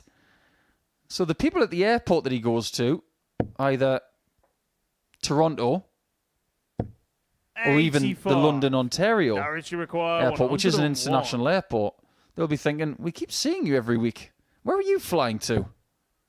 And when he says Portsmouth, UK, they'll probably be wondering why. 45.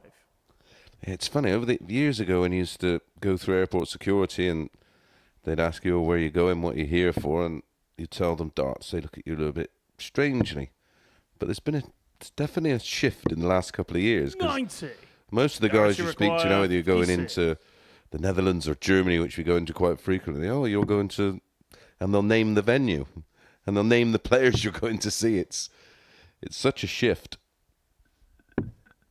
44. There could be a shift in this You game require 92. because Labanauskas missed his single and couldn't take advantage of the fortuitous double that he did leave.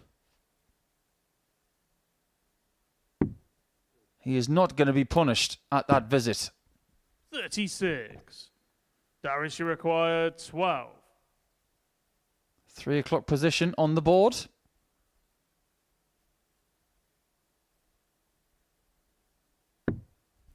Now, the 6 o'clock position for 6 points. Game shot on the There is second no leg. Darius area on this Labanauskas. dartboard that he has not practiced this morning. It's just the way he works. Super little adjustment. Third Made leg, to it's look Darius to throw so first. easy. Game on. On that travelling aspect of people looking at darts differently, it reminds me of a time when I actually drove from London, Ontario, 100. Jim's hometown, to Pittsburgh to go and see the Penguins play against the Detroit Red Wings. And at the border, they ask you to 6. come inside and they ask why you're coming into the United States. And they ask you lots of questions like, how old are you? What do you do for a living? And I said, I'm a professional dart player. And to this day, 6. the next line still makes me feel quite angry. The guy at border security said, you can make a living at that? 100. Yeah, I had to control my temper when he said that because he had a gun. But people's attitudes have changed. Sure have. Well, 81. the sport's forever changing, isn't it? I don't know whether you've seen the recent Barry Hearn interview when he was talking about the renewal of all the contracts and 100. the value he put on his product in terms of a renewal with the contract with Sky, but it's actually twice the money. He said, I've given it to you for pennies, really, in the last few 140. years for your loyalty, but now it's time to pay. And I was staggered at the release of information you wouldn't normally get, but he basically told us what all the other sports were getting, and that did shock me. 81. Well, this Darius, 120 you require finish 120. for Darius wouldn't shock anybody.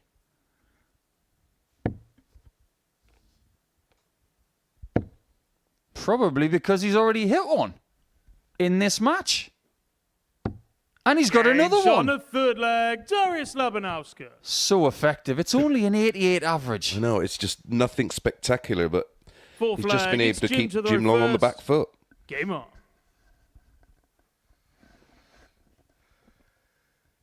He's a bit like Alex Pereira, the famous cage fighter. Stands in front of you and he just says, 100. give me what you've got. I'm just going to keep kicking your thigh until you can't walk anymore.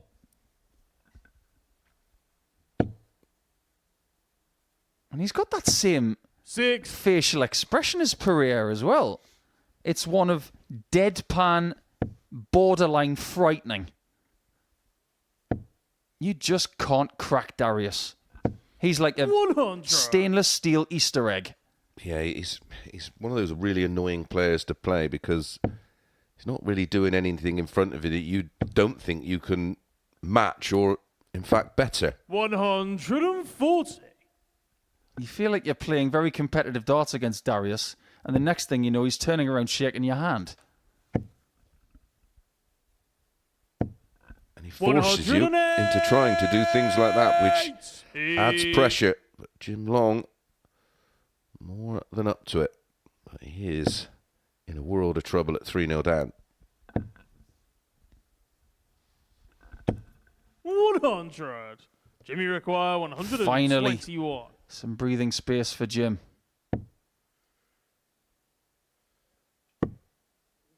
Interesting play, but it hasn't worked. That leaves 99, so he cannot leave a double here with 3 darts in hand. 41. That has gone wrong. And Labanauskas could potentially expose it.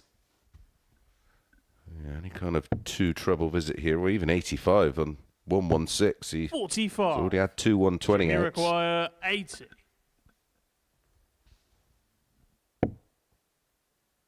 To put it right, that's how you do The it. 4 flag, Jim Long. Nice little 14 dart hold, but the work starts here.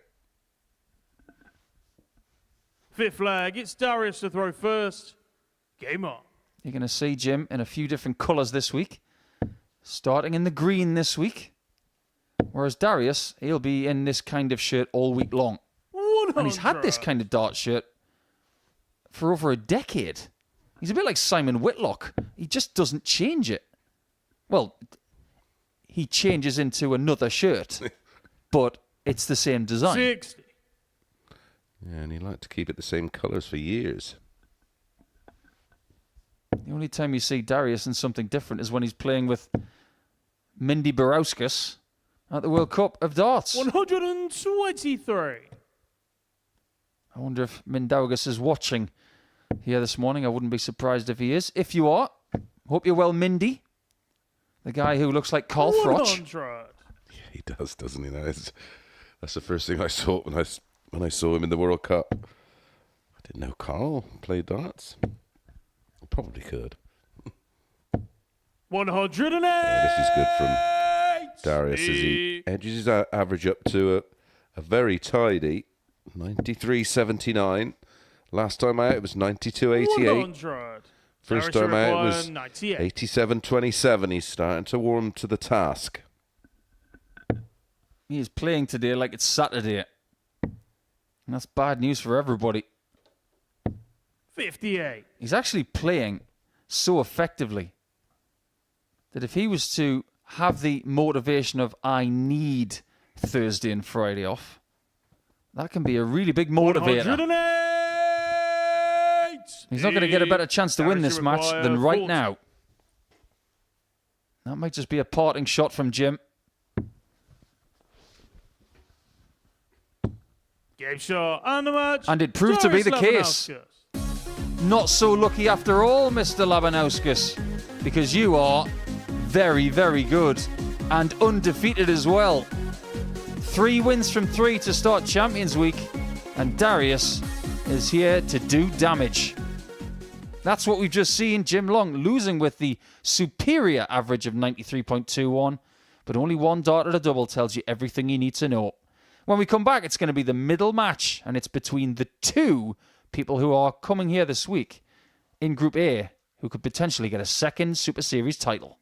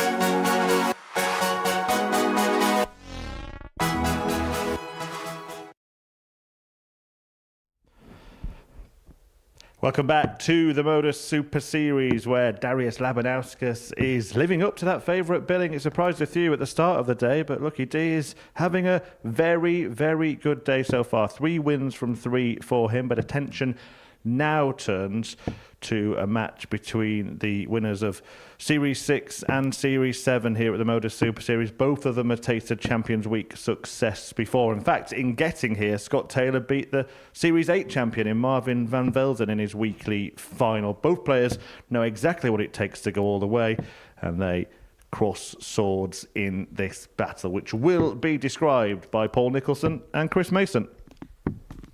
We're still First here, leg, and it's we are Andres, the thoroughly very first. enjoying this. Game on. No shock that we haven't had any 4-0s yet, because this is ultra competitive with all of these players going head to head. But we always like to say that 100. the Live Lounge in Portsmouth is where worlds collide in darts. But apparently, Game 8 93. today and Game 8 tomorrow is where champions collide.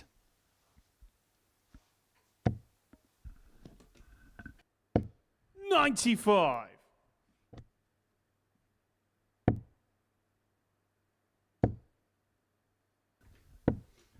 $58. I love games like this. I don't know about you, Mace, because you were there that night when Harrison won that title. I was privileged to be in this 93. chair when Scott Taylor became champion. I knew how much it meant to him because of the fact that he'd just become a dad again. And since 44. then, his young child has not been very well. So when you consider the financial rewards at the end of the rainbow in this Champions Week, they both know how it feels to be the last person standing, and they know about the riches as well and how that can change things in your life for a positive. Like I say, you 80. win a Champions Week Andres, you here. require 110. It just doesn't open the door for more opportunities here. It's what it can do in terms of your career going forward and giving you that bit of financial stability 47. where you can give yourself the opportunity to play without pressure. 78. Andres, you require 63. No pressure on Taylor in this first leg. He's against the darts. He can just try and feel Andreas out. Now, more people these days are going for treble 9 on 63 than ever before. Well, I think if you hit the 43. single 9 Scott, you and you're a require tops player, the 148. ease of switch to the 14, I suppose it makes a bit of sense. I like it now on the 62, 54, double 4 because of that 18-14 Andres, split. you require 20.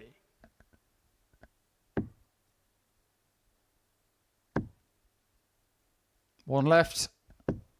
10. And that last Scott, one you does require not register 48.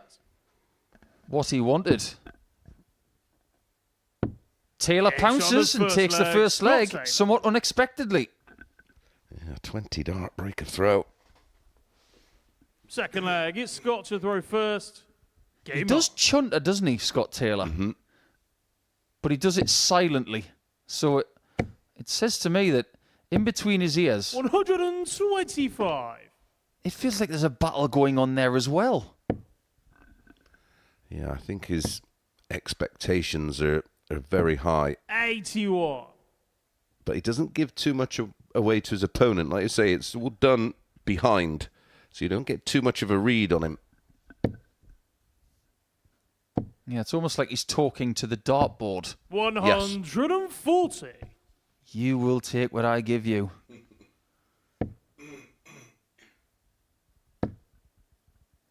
I like the way the Modus Super Series has gone over the last 87. couple of years. Because we used to have what we called a Champions Week in our previous studio 83. pretty much every 6 weeks. Yes, it was a quicker turnaround, wasn't it? It was. Now, we're talking about crowning 100. And we have crowned Scott, you require champion 153. this year in 6, 7, 8 and will 9. So that's 4 times in the year. 100. It's almost like major championships in tennis and in Yep. golf. Yep. But the difficulty in this one, because as we attract more players and we get a bigger cycle of players, you could only get that one opportunity to get in Champions Week. Absolutely. 71. So in golfing terms, this is like Bryson 53. DeChambeau versus Scotty Scheffler. Game shot on And the this second Scott leg. is Scott ahead take. by 2-0. Third leg, it's Andreas to throw first. Game on. By the way, did you see that Bryson DeChambeau hit a hole-in-one over his house? No. Yeah, he was in his driveway, hitting balls for 16 days 125.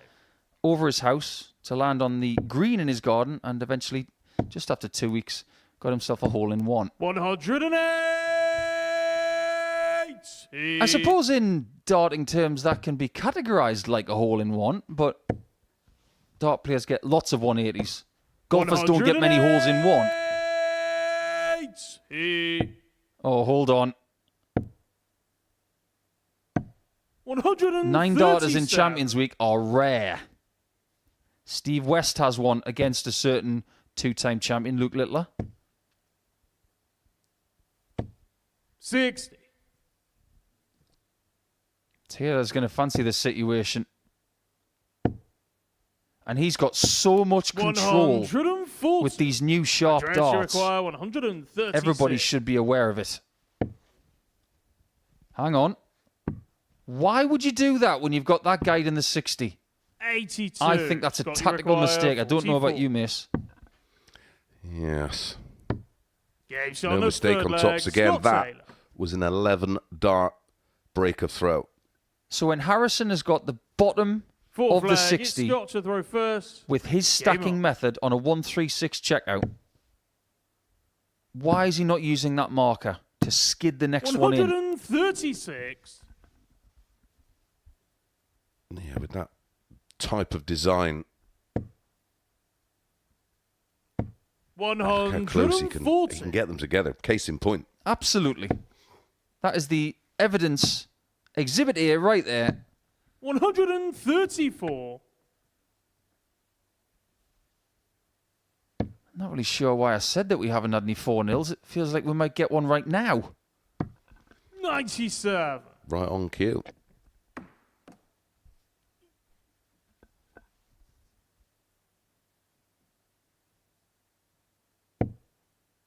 Nineteens. 80. Excellent thinking from Taylor.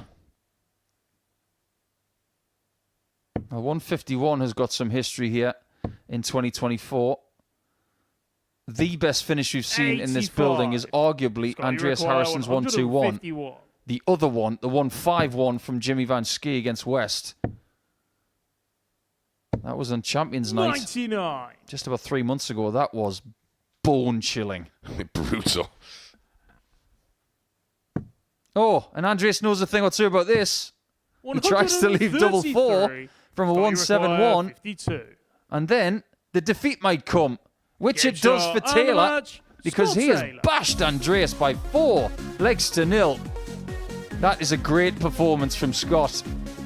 And now he's starting to cook a little bit, 101.9, and his second consecutive ton-plus average. Scott Taylor has not missed a double there either, and he's completed that game in 7 minutes 30, which is just about 2 minutes slower than the fastest game we've ever had here. So we'll go on to the next one. After that, it's going to be Sykes and Romeo Grbavac back to get points for themselves.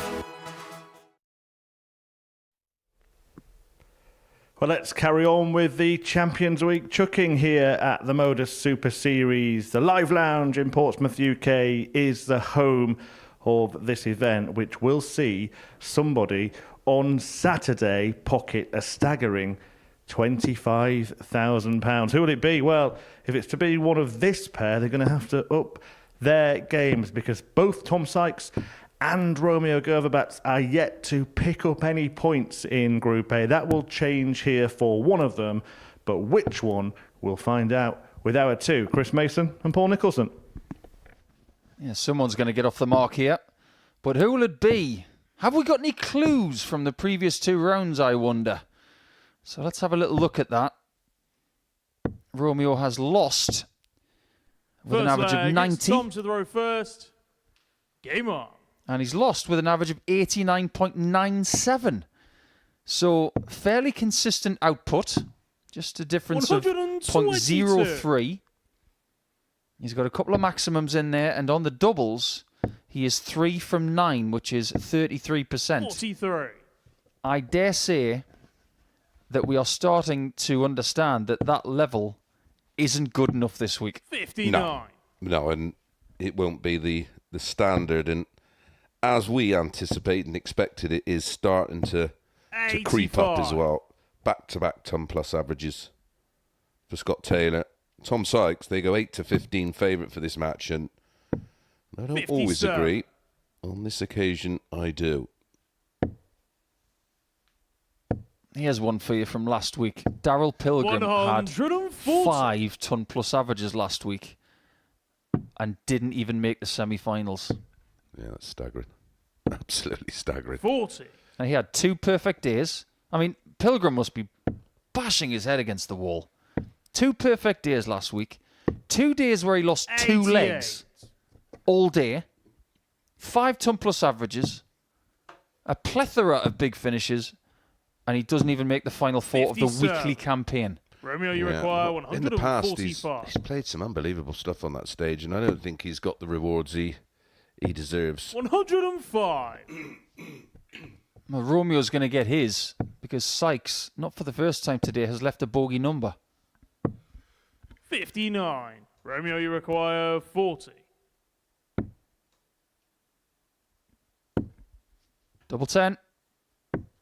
30. They are Tom, the you errors require 107. you might not be able to make here this week. Well, it feels like any real big error is going to get punished. You see the disappointment from Tom Sykes not to get a double on this combination. 28. Romeo, you require 10. Game shot on the first He leg. required Romeo 10 and he took Grbavac. it really quickly. Yeah, disappointing leg for Tom Sykes. 21 darts thrown, not one of them at a Second double. leg, it's Romeo to throw first. Game on.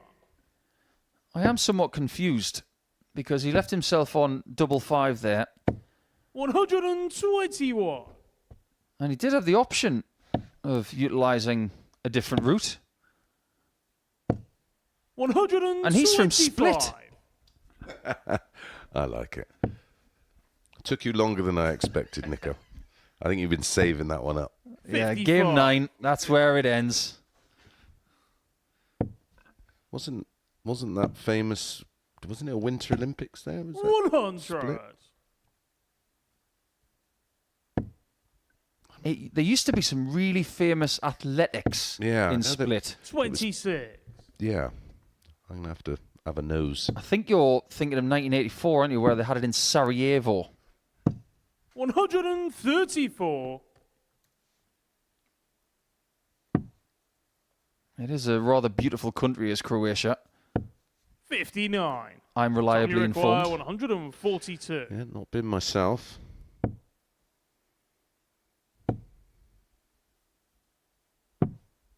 $42.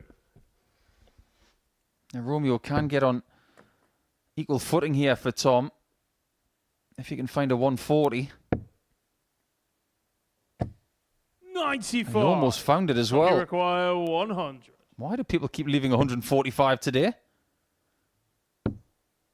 Great marker. Just throw it at that dart. Oh, 6. boy. Romeo, He could you throw that require another 10 times, and 8 145. times it would find the tops bed. Going to be back. 65. Tom, you require 40. Back for tops. He's got double five now. 35. And that is going to Romeo, you annoy require Sykes to his 80. core. He might find himself 2-0 down. 40. But Romeo can't Tom, pounce. you We are require seeing 5. fragilities in this fixture. And maybe they are the reason why these two players No score. have failed. Not Romeo, only you to find a big require number there 40. for Tom, but failed to find points. Yeah, this is a disaster for Tom. This is a leg that should have been put away 20. a long time ago. Tom, you require 5.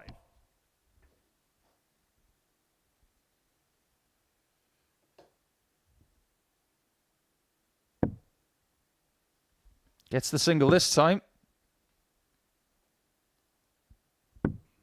3.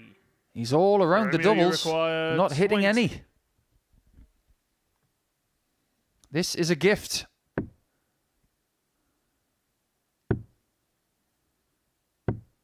Which 15. Romeo can't unwrap. You require 2.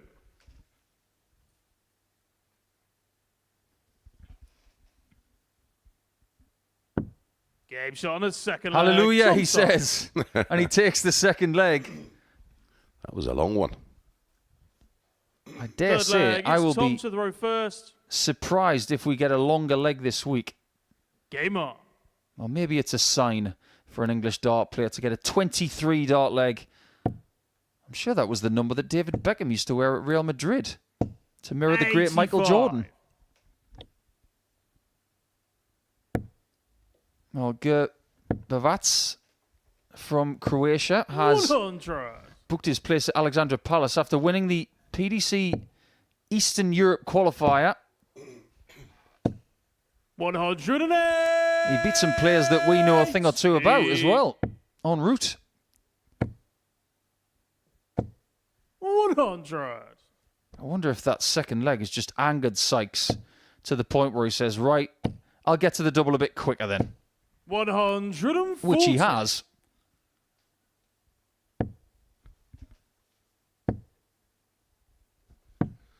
$97. Tom, you require 96. Goran Ivanisevic was from Split. He was quite good. Game shot on Just the like that third leg. Tom Sykes. That's the best we've seen today. How can you go 23 darts, 11 darts? That's the beauty of this game. Fourth leg. It's Romeo to throw first. That's like going Game on. triple bogey, eagle.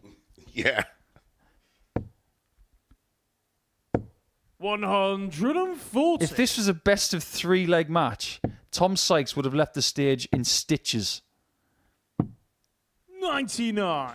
This game can be infuriating at times. But that really was a great leg of darts. Leaving 96 after 9 and taking the finish 100. immediately. Well, for me, it shows a great mentality that you can just wash away the disappointment and the 135. frustration and then just rock up and do exactly what he's done.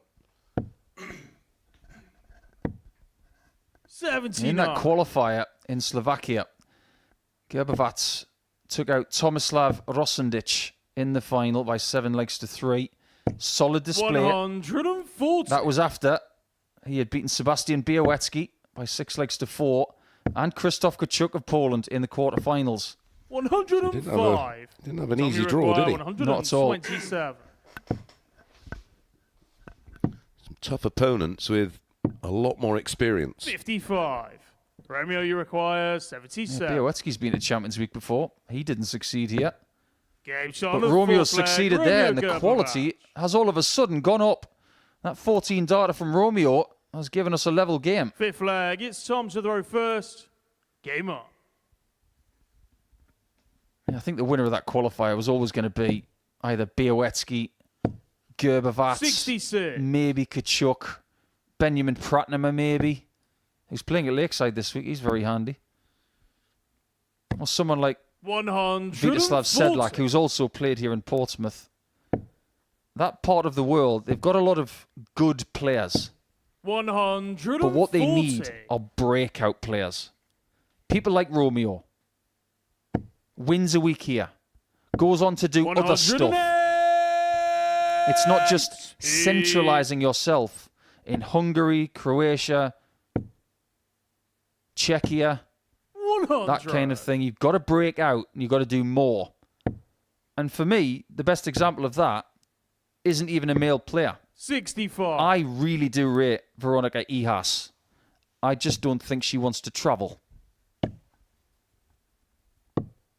65. And a few Romeo, years you ago, require I would get that. 116. But nowadays, with the increased opportunities and increased financial reward, that's a Games on the beautiful fifth shot. leg. And that's a Romeo 12 Grbavac. darter.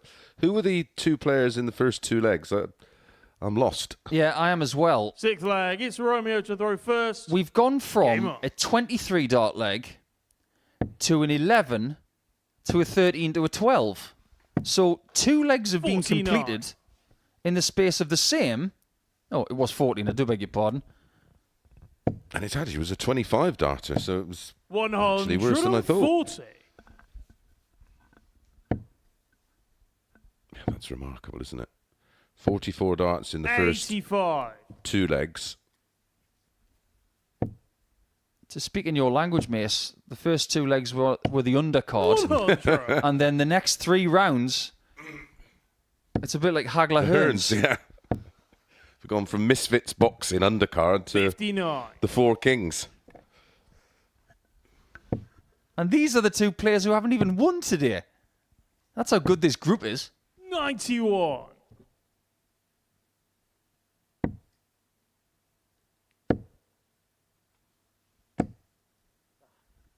Just looking over some sort of historical data on Romeo, and in official competition he has an average of a running average or a seasonal average of around 85. 99. He needs to add over the next 12, 18 months a good 10% on that, doesn't he? Yeah. If you're going to be 100. competitive at the top, Tommy requires that's what you need 71. on a consistent basis. By comparison, the person at the top of that tree in World Darts is a certain 31. Gary Anderson, Romeo, who's you require 127. older than 50, 99.41 for the year. 59. Romeo has Tommy just had a requires chance to win 40. this match. It has slipped by, and they Gates will on go the sixth leg, distance. Some Sykes. That tops couldn't have been any more in the middle. 7th and final leg. It's Tom to throw first. That double Game top on. was so sweet. It was the same as my gravy that I made last night for my sausage and mash. 59. Just a little hint of umami in there, right in the middle. Beautiful. 81. Thought you were going all thick and bob on me then. Nah, I don't want to do that. They're from Middlesbrough. 108. Oh, it's Tom Sykes taking control of this match. 59. Having said that, we have been adding things to the live lounge over the course of the last couple of days. We could do with a dove from above. Yeah, I'm loving all the new lighting and all the new branding. 107. Well, they had Definitely know it's the Modus Super Series some... anyway. Oh, yeah, that's true, yeah. 125. It almost reminds me of the old studio in Southampton where it was 155. everywhere. Well, Tom Sykes has had a bit of a roller coaster ride in this game, 139. but he has found himself standing at the back of the stage now thinking, I can get my first 2 points right now to put Romeo 85. in the basement. Tommy requires 16.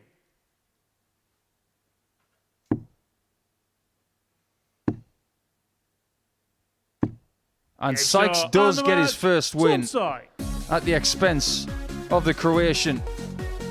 Again, Sykes has had to work very, very hard, but Romeo just ran out of bullets. Wasn't able to compete in the last leg. And Tom Sykes was better than him. And it was a very topsy-turvy game, but ultimately, Sykes wins it by 4 legs to 3.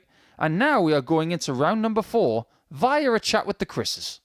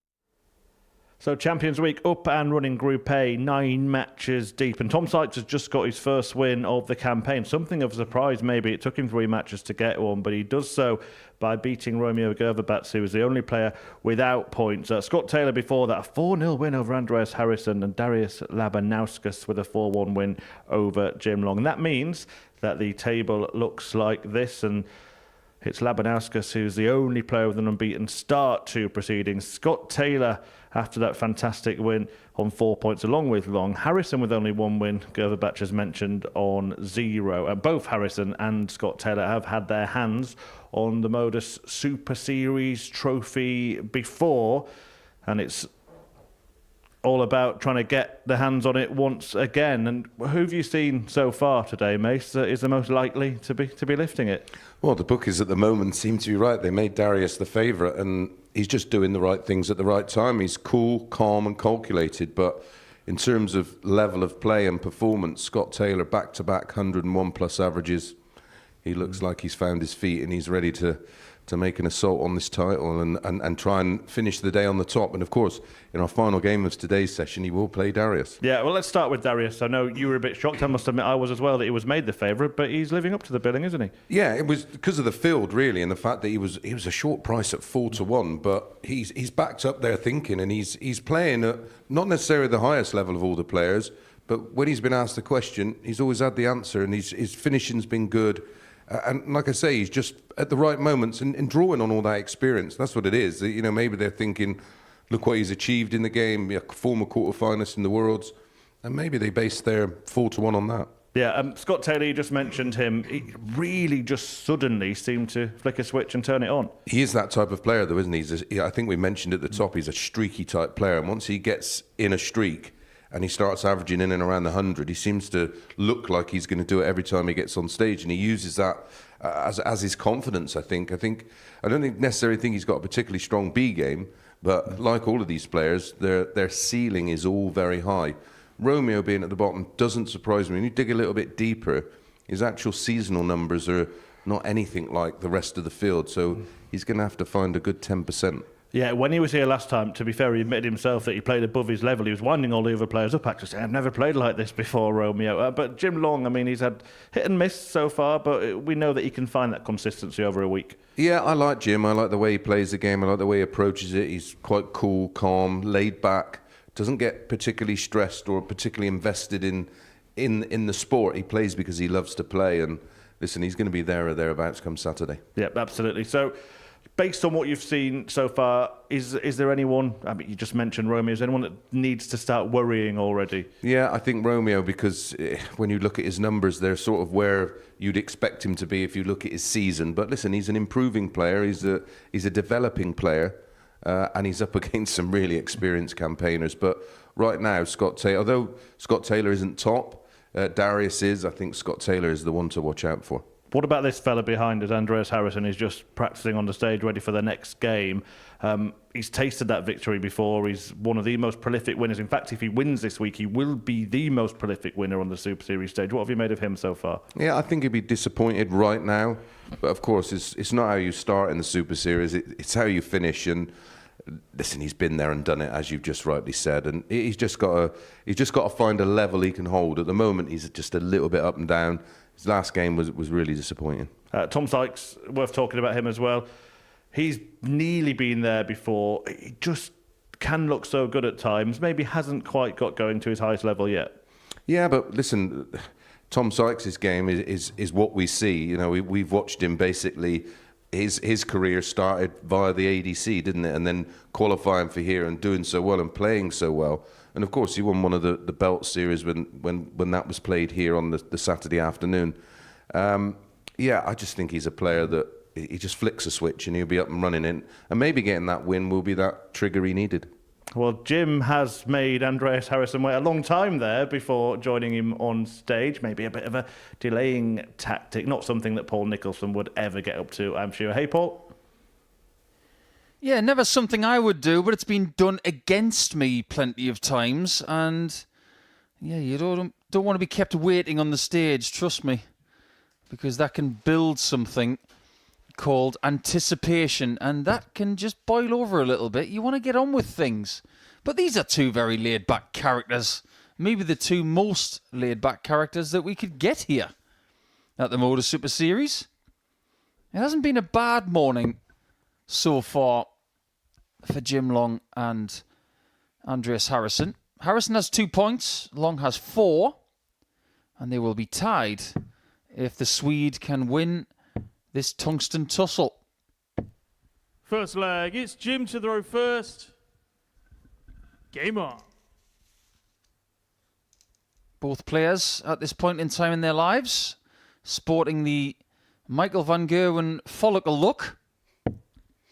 Seemed to work for him. Yeah, he's done okay, hasn't he? 140. What's your thoughts on MVG as you brought him up going into the Worlds, Nico? I don't think many players are going to back him. I don't think 95. many pundits or experts are going to back him. And he might like that. Yeah, he might actually like going under the radar.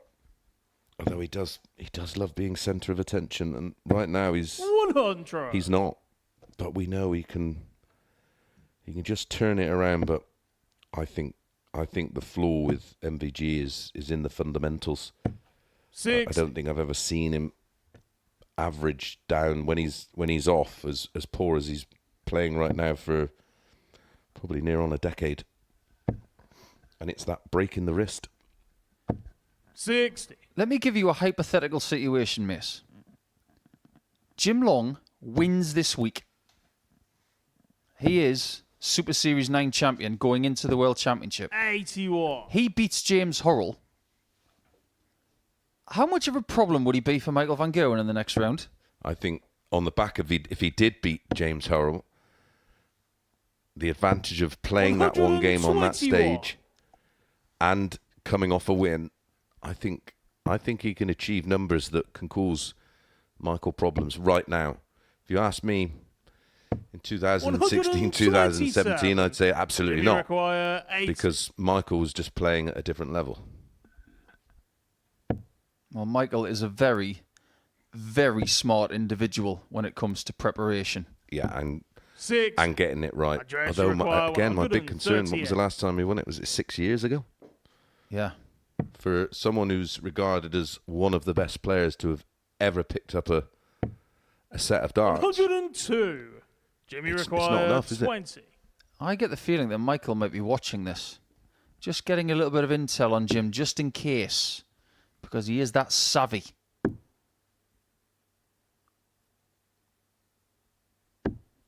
No score. Well, that wasn't Andreas, savvy you from require Jim. 36. Harrison loves double 18. Game shot on the first leg. Andreas Harrison. It's his favourite area of the board, I think. But yeah, we know that Second leg, MBG it's does have Andreas this to throw first. incredible ability, Game on. despite whatever's been put in front of him, that he can find a way. But I think if it doesn't happen now, mate, I don't think he wins another. 97.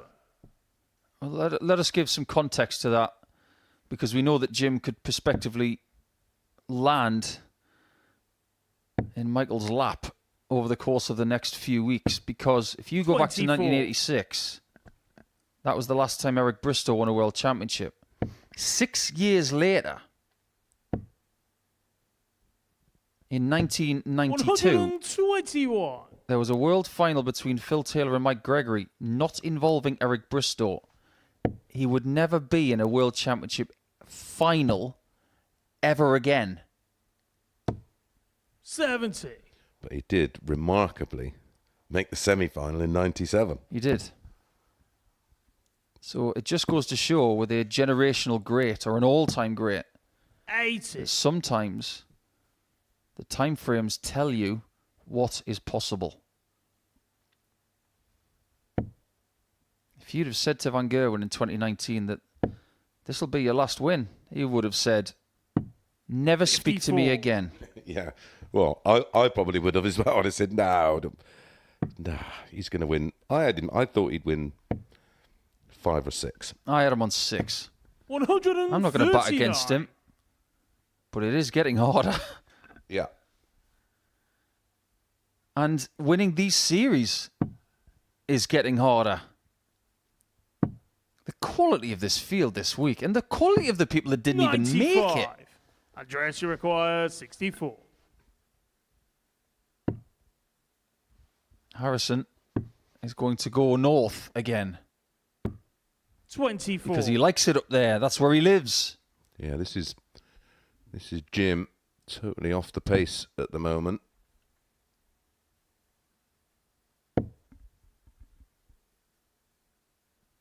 Was on the end of a 122. 4-1 Andreas, defeat you last time require out to 40. Darius, but did average 93.21. Couple of maxes in there. 20. Doesn't like it down there, does he? Jim, you require No, he doesn't. 136. That's been problematic for him.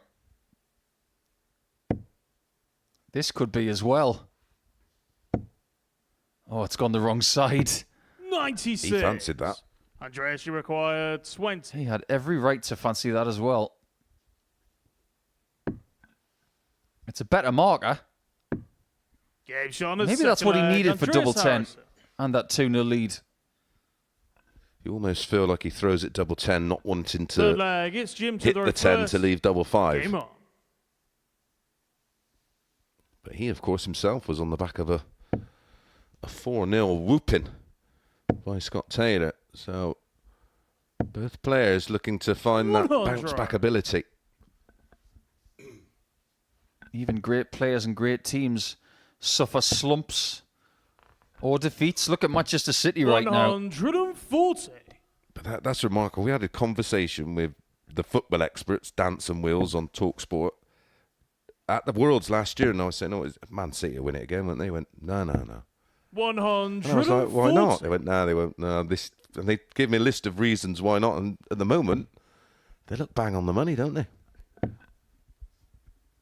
Yeah, Liverpool are rather good at the minute. 85. It's a bit like somebody saying, and it was multiple people before the Europe Cup in September. Everybody said England, Netherlands, 83. Scotland, Wales. We all just said, hang on, Sweden. Well, we had a bit of insight, didn't we? So 100. Oh, yes. We get a little bit of information here at the Modus Super Series as to who is doing what. And from our perspective, that's the best thing. 174. But that is the best thing that Jim could have done somewhat.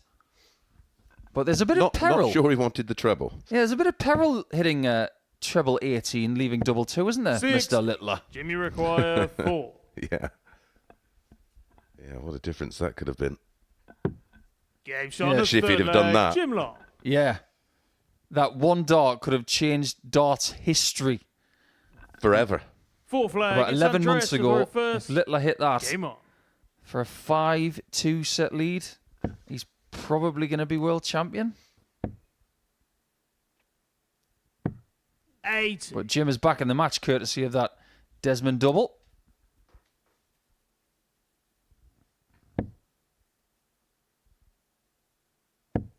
I genuinely have no idea who's winning this week. 140. That's what's so good about it.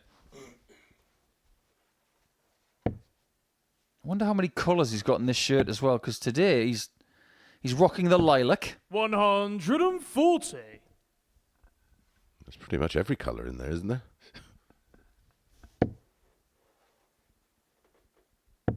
That's the worst impression of Blockbuster I've ever seen. 85. Funny enough, I've never seen Santa Claus and Andreas Harrison in the same room. Good point. 55. See, that would be something if he was actually Santa Claus. And the winner of Super Series 7, Santa Claus! Anyway, back to the darts. 100. He is a wonderful chap, is Andreas. He's a man of few words, but all he does, walk around, smile, beat people at darts. 123. He's a bit of a smiling assassin, isn't he? He is. He could take the role as a baddie in a movie quite easily. Yeah, he's the kind of person that if Jason Bourne got lost in the woods, he'd probably bump into Andreas. 140. Andreas, you require 103. Super visit from Jim Long to pile the pressure on this 103. 80. Yeah, 48 for his favourite. Double 18, which 85. is just on the inside You wire. require 36. Well, that was a huge opportunity of 3-1. And this should be 2-2. He will be 27. disconsolate at Andreas, that you one. require Well, I very 18. rarely see too much of a reaction, but you can tell he is absolutely livid with that. Well, that's a It's on really the strange fourth leg, marker Andreas because Harrison. when you think about the way his darts sit in the board, you're thinking, well, Fifth that can't leg, be it's Jim good. to throw first. About a on. centimetre outside, and it lands very flat. So he's probably covered most of that double 9. However, if you look at the way they sit, 80. the flight actually goes left. So it wasn't a bad marker. Yeah, they actually, from this angle, doesn't really show us 125. how below horizontal they are in the board and the angle they're on. Yeah, and when that flight deviates to the left, what he's actually done with dart 1 there is he's given himself a little bit of a cushion as long as the dart is 40. quite precise. And it grazes the flight on the way through.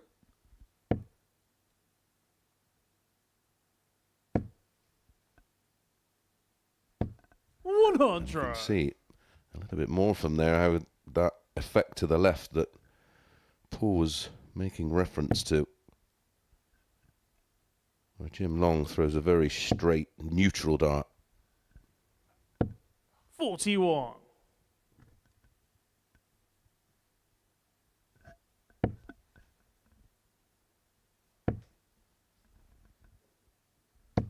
$140. The win here for Andreas. He'll go to 4 points.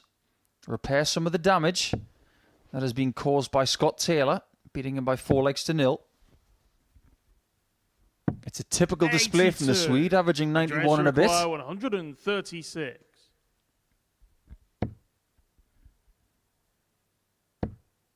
Well, I believe, I don't know about you, Mace, but the 19s were calling there. Well, especially the way the 43. darts land in the board. I'd have been more shocked if he'd have actually found a treble there. Or, like you say, if he'd have come down 19s, 4 19s with the left tops. He still left him a bit to do on 93. See if Jim 100. could have found a 140, it would have made the Require leg very 93. interesting. Don't think you're going to get 2 visits here because Jim Long has had big finishes today. He's taken at 150. 53. Jimmy Against Scott require Taylor. 158. And 108. And this one is alive. Like Frankenstein's monster. It's alive! Shot on the 5th leg. Jim Long. Oh, what a great shot that is. A wry smile from 6th leg. Andreas. It's Andreas to throw first. Where on Game earth on. has he plucked that from? He has had a 150 today. In a match against Scott Taylor, which he won 4-2. In that match, of course. 140. Scott Taylor had the 170. He's definitely got some stuff at the bottom of that bag of tricks, hasn't he? Well, what does a gentleman carry? Apparently, according to the back of his shirt, 140. top hat. A pocket watch, probably a cane of some description. Not the one you put in the end of a dart, by the way. That's your walking cane. 107. You see, I like that visit a lot. Well, it makes sense. About as much as I like someone saying the word cane for a stem, because It's old school. that takes me back.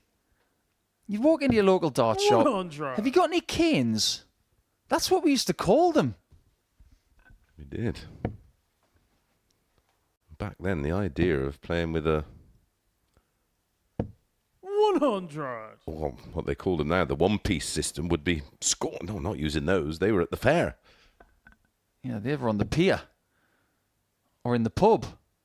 And the idea of changing your points, well, that was an emergency. 91. Nowadays, it's a Andreas daily require occurrence. 84.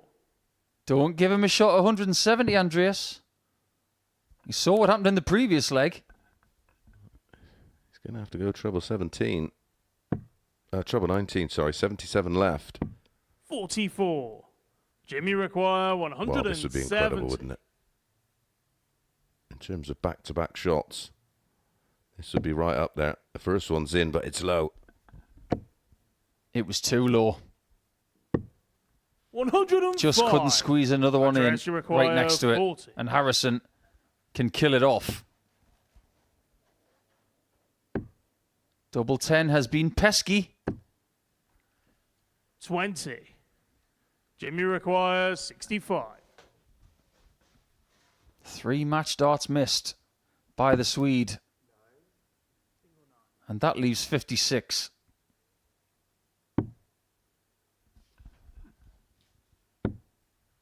Jim can't hit Andreas, you require what Andreas 20. missed. And now he gets a second poke at 10s with the marker again. It just goes to show how valuable it is to have a good marker, because when he wasn't getting it, he wasn't hitting double 10.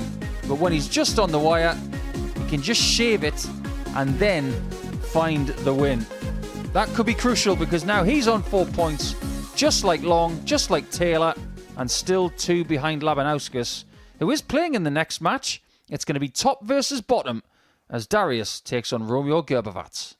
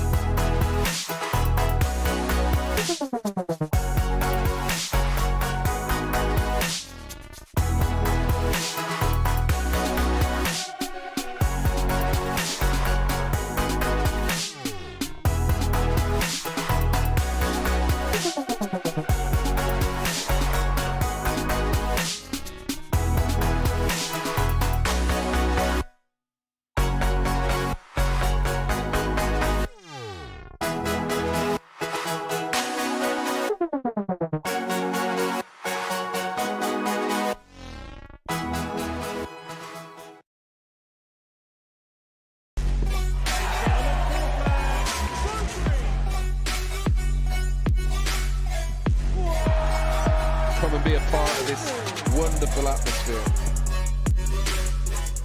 Well, they want a bit of noise.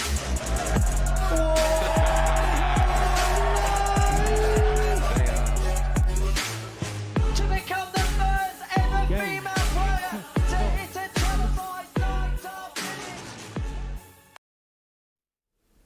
Yeah, in case you missed it, Modus Super Series and Pluto TV have entered a groundbreaking partnership to bring darts to viewers 24 hours a day, 7 days a week. The Modus Super Series will become a brand new channel available for free on the Pluto TV platform, dedicated to providing darts programming around the clock, including, of course, the live action from the Modus Super Series tournament, which right now is in the midst of its Series 9 Champions Week. And we've got one player who's had a fantastic day so far in Darius Labanauskas, winning all 3 of his matches, taking on Romeo Grbavac, who's had quite the opposite experience, losing all 3 of his. Will that change here? First Or will leg, it's Darius Romeo to throw continue to Game pursue on. a perfect day? Let's find out in the company of our top commentary team, Paul Nicholson and Chris Mason. Thank you very much, Chris. Well, Darius has been priced up, Nico, at 4-7 to 46. win this game.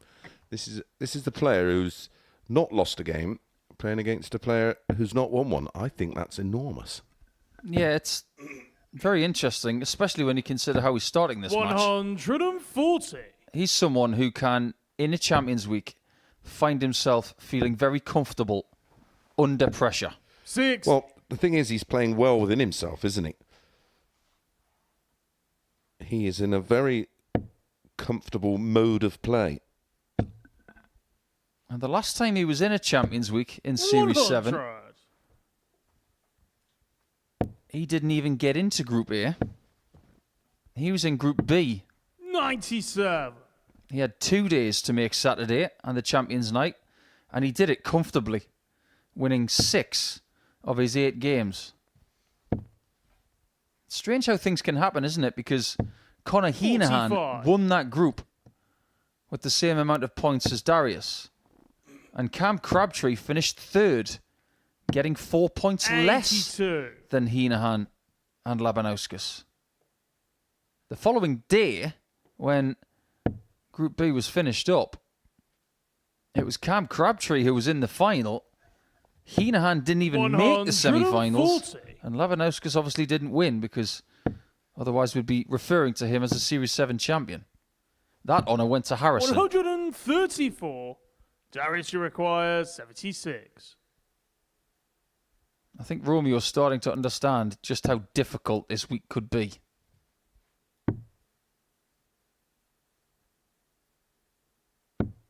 $56. But to get off to a good Romeo, you start, require 82. this would help. Should be ball. And is. That leaves 57. Tops to hold. Huge Game dart. shot on the first leg. Romeo Grbavac. Yeah, very good. Second leg. It's Darius to New throw experience first. for him. Game Up on. against 5 players in this group who have been here before. And there are other players playing this week who have got more experience than him. So, in a strange sort of way, 140. as a winner of a week, he can come into this with no pressure, really. He's all about learning his trade and 140. where he goes from here. And he may find himself having to take those clutch finishes out to not only win the match, but just to remain competitive in it. 81. Darius did have a dart at tops himself to break in leg 1. All I'm hearing right now are car terms. 100. Clutch, brake, accelerate. It's like the United States Grand Prix all over again. But without the heated battles off the track. 60. You were referencing earlier that Goran Ivanisevic 140. is from Split. As far as Croatian sports stars are concerned, they don't come much bigger than that. But Croatia has had Davor Šuker. They've had Luka Modric, the winner of the Ballon d'Or a couple of years back. Yeah.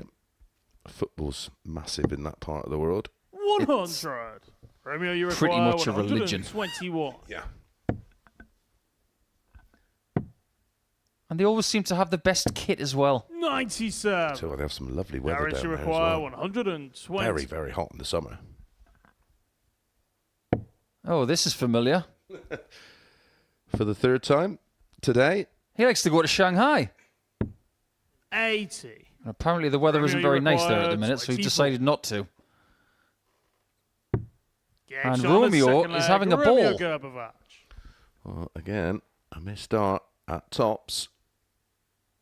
Third Costs leg. It's Darius the Romeo to leg. throw first. And now finds Game himself 2-0 down. 140. It's a really interesting dart shirt that Romeo has right now, because what you tend to find with dart players is they have their name on the back. Romeo's got it on the front. 97. Just going to do things a little bit differently. And he's got his logo on the front and the back. It's almost like the logo is more 97. important than his name. He's like Superman. Well, he's in control, isn't he? 140 lead in leg 3, minus these. 60. So he's got an 80-point cushion. He's 2-0 up. And growing in confidence. 140. I think Romeo's best asset this week is his engine, because he can play repetitively all week. He is like perpetual motion at darts.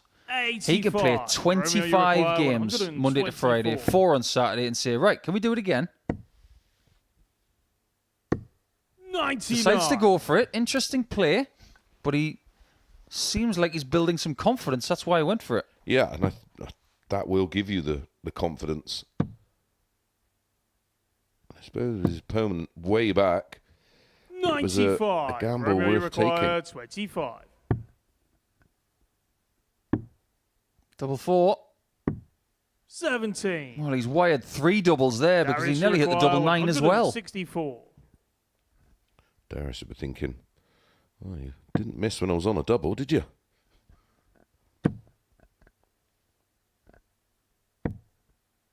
$92.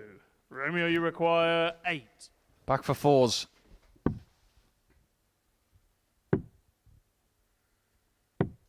$6. Oh no, things Darius, can you go require drastically wrong 72. from here, courtesy of so many misses. All starting with the bullseye on the 1-2-4, which was for a 12-dart leg. Is it Darius's turn to punish tops?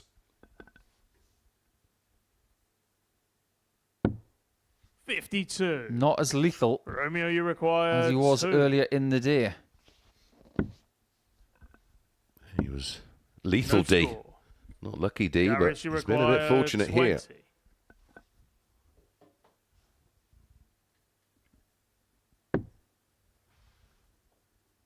Romeo is really, really despondent in the Game shot on background. He third knew leg. that was going to Darius go. Labanauskas. But the mood has changed in the last 90 seconds.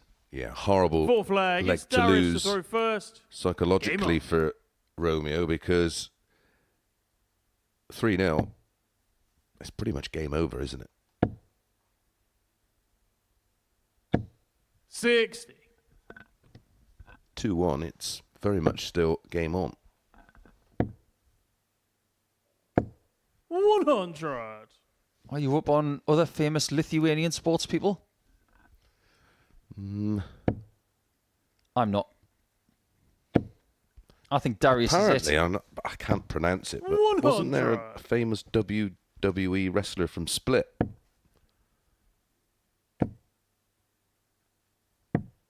97. I couldn't pronounce his name, but I'll just find it for you. You can have a go if you like. Happily. 100. I think what's interesting is that just like here in the UK, 6. we are starting to see in Eastern Europe towards the Balkans more kids taking up the sport of darts. And there's a young Latvian kid called Ralph Labanauskas 95. who was in the Lakeside Boys tournament this week. He is useful.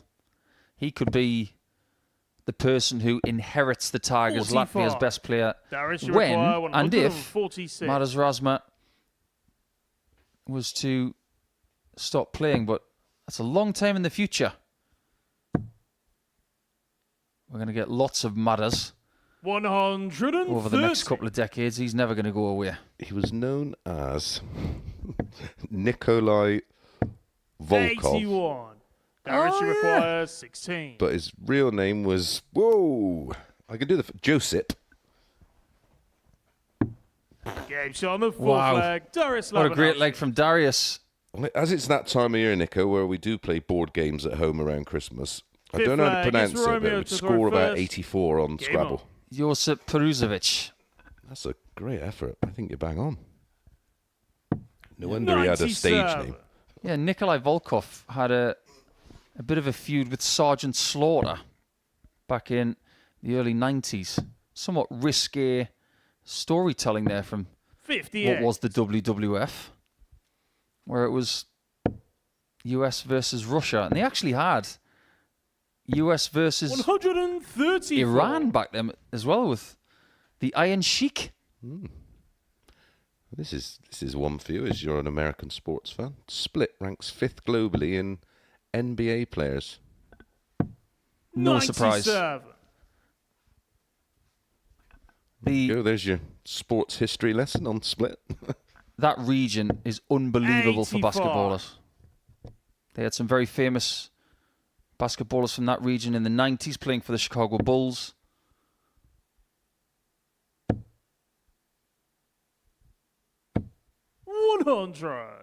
And at the minute, one of the best players in the NBA is from that region called Luka Doncic. He's unbelievable.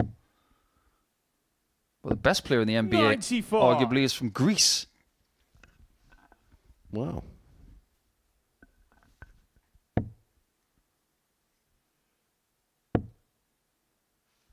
Well, Romeo's had such a battle on his hands in 6. this match. Romeo, you require 90. This would get him back on track.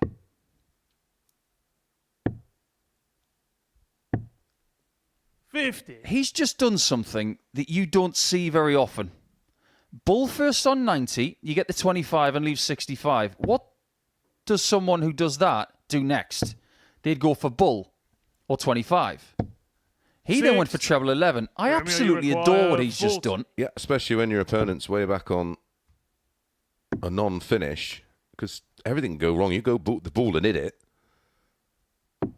You can then find yourself 20. either missing the Darius, big you number require or 126. leaving yourself something you don't really want to be on. As it is, he's allowed Labanauskas a pop at 126 and he wants the ball. 2 words.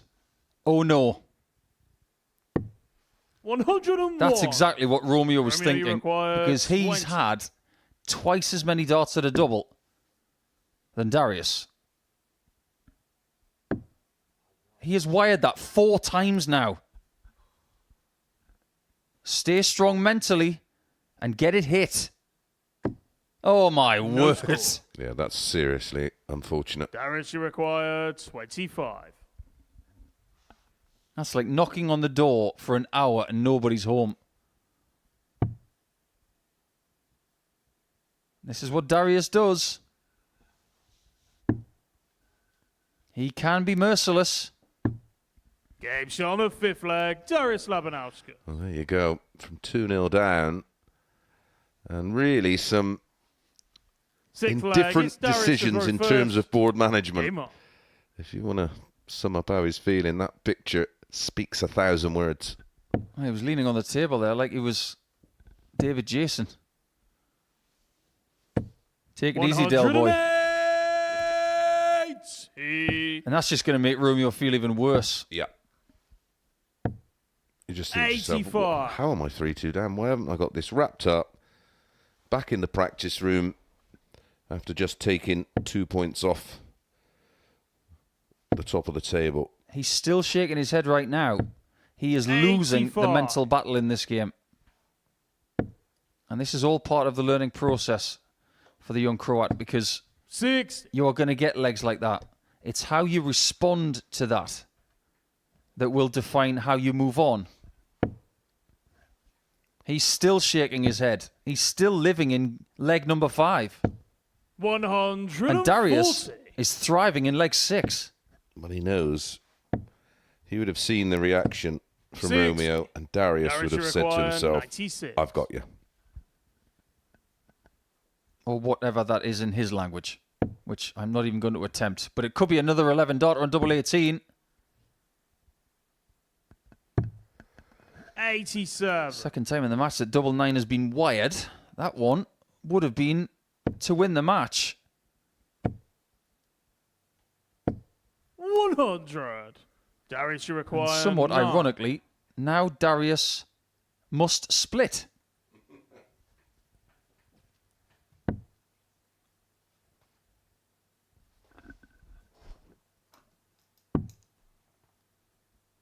Double 2. 5.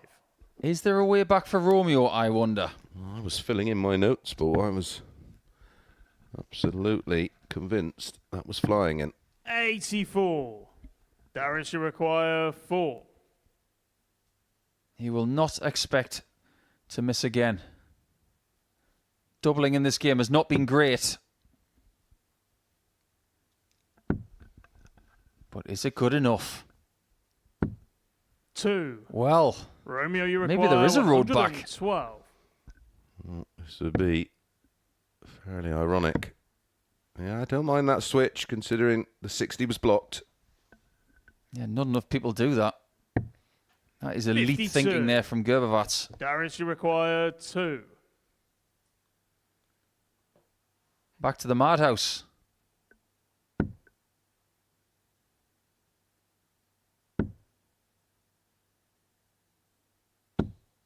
No score. And now it's Romeo, Darius you require that has license 6. to shake his head. Yeah, he's now wiring doubles. Tops. 10s. 3-3. Gabe's on a 6th leg. don't know how. Romeo Grbavac. But it is 3-3. What a funny old game this one is. Sometimes all you 7 can from do final leg. It's is Romeo smile. to throw first. He wired Game on. double 10 5 times in a row, did Grbavac. And then in the next leg, he should have been put away. 57. And then he hits double 10 with 1 dart. No way Darius started that leg. I didn't actually count how many darts he had for the match there because I was so convinced he was going to finish it off. 119. But he was at tops, he was at 10s, he was at 5s and 2s 81. and 1s. He knocked on every door. Well, didn't he miss double 18 for an 11 darter? Yeah, 18s, 9s, 4s, 2s, 1s. He's been everywhere. So he had 10. He had 10 match 96. starts. Well, 1 to split. So Yeah, 9. I actually think in this game he might have had a shot 85. at almost every double that he wants to leave. That's because we've seen 39 darts at double in this match. He's stolen the darts here in the decider. Is he going to build? 100. This is turning out to be one of the most perplexing games of darts that we've had on a Monday 140. in the entire series. Maybe it illustrates just how unpredictable this group could be.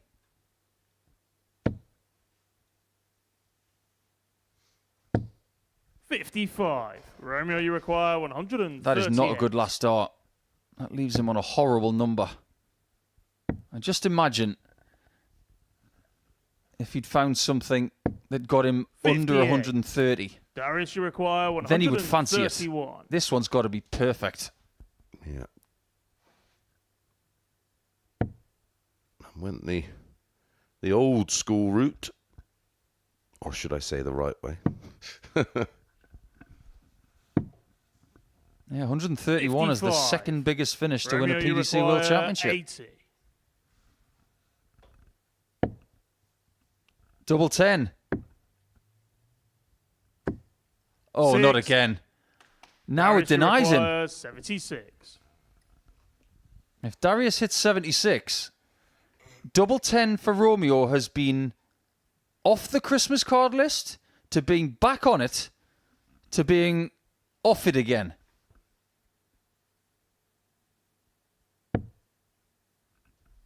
He's picking tops. Oh, cancel that. Double 12. Second time he's done that today. 52. He was not expecting a shot Romeo, at double you 12. require 20.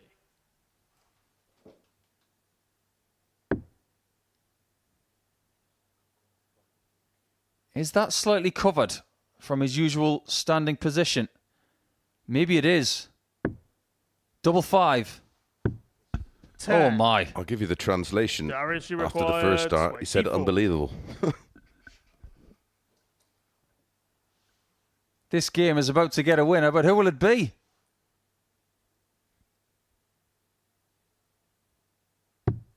Game shot With and the match, 46th Darius Labanauskas. dart at a double in that match. Maybe Darius is a little bit lucky.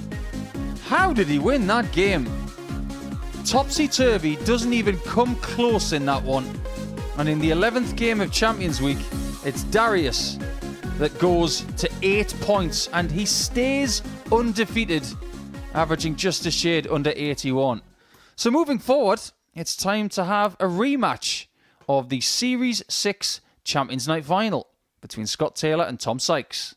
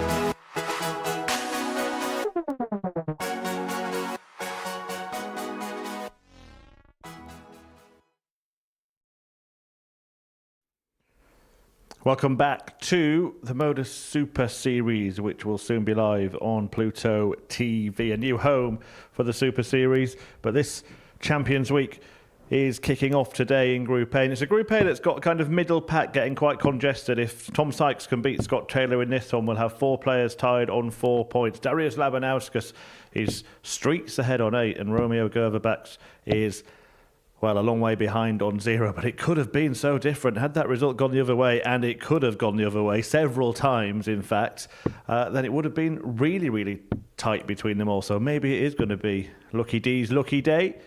But between these two, will Taylor put himself right on the shoulder of Darius, or can Tom Sykes keep it all close between the players from 2nd to 5th? Let's find out with Chris Mason and Paul Nicholson.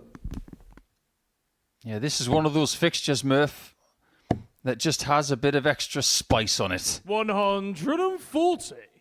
That famous Saturday night where Scott Taylor became a Super Series Champions Week winner 96. at the expense of someone who has been labelled in Series 9 as the number 2 ginger in Yorkshire 81. by Tommy Lishman. But Tom Sykes is here. Tommy Lishman was unable to qualify 137. through his ridiculously strong Group B that he was in. 59. Taylor really was imperious in that final that they had at the start of 2024. 80. And the first time we are mentioning today that Scott Taylor is not only looking to get his 2nd Super Series title here this week, he's looking to bookend 105. 2024 with the first one and the last one. 108. Sykes hasn't really struggled in that department. Scott, you require 116.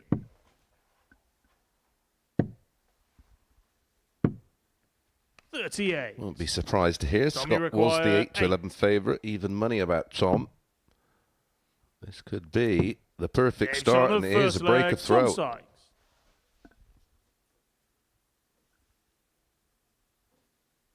Second leg, it's Tom to throw first. Game on.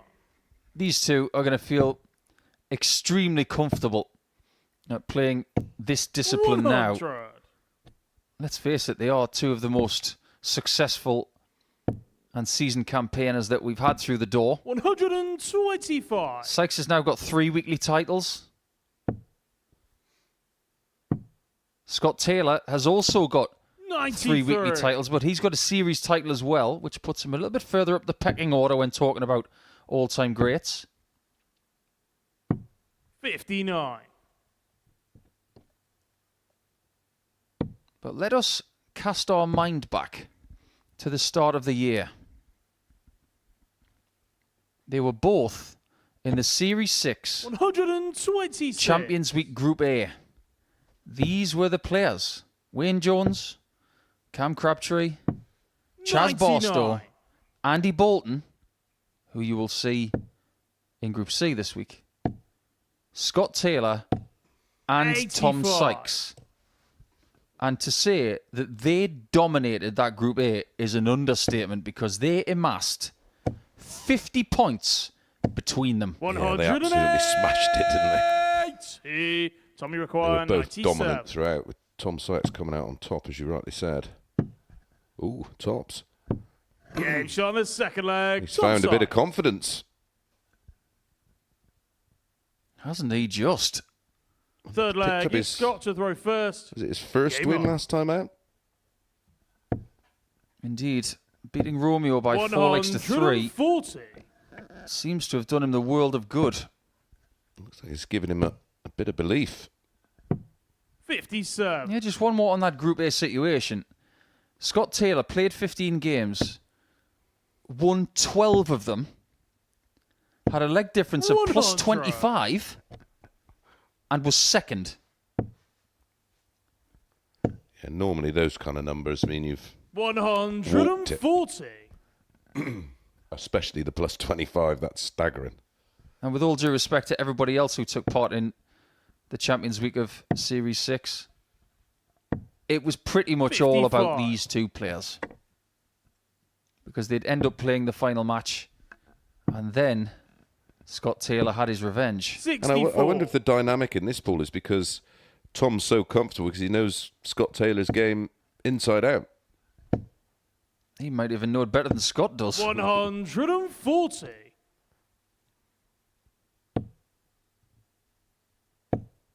We do have a few 100. rivalries Scott, you in this require place, but 66. this is very close to the top. It's not a bitter one. It's just a good one. 26. Well, they both throw at a very Tom, you similar require pace, don't they? So 140. they obviously enjoy playing each other. Ooh. That was not a million miles away, was it? 92. Scott, you require 40. This can't be a million miles away, and it It's isn't. on the third leg, Scott Taylor. I don't know what the double top has done to him. He's just hit it, Fourth leg. and then it's just Tom for to go extra first. measure, Game he on. has looked at that tops with daggers. 100. He looked at that tops so ferociously that if he was Kemi Badnoch looking at Keir Starmer, he'd make the Prime Minister sit down. 140. He is a fierce-looking chap, 59. but he is a really nice guy. Yeah, he's quite quiet, isn't he? He is just like his dart shirt. 58. He's two-sided because on one side, father, friend, partner, family member, 82. really amiable. And then there's the dark side, competitor. And he certainly is that. He's a fierce competitor, and that's a 139. beautiful setup shot. Taking the darts here from Tom, who's going to need a two-treble turn. That's a 100. remarkable dart to find Scott, the you treble to leave require 160. 164.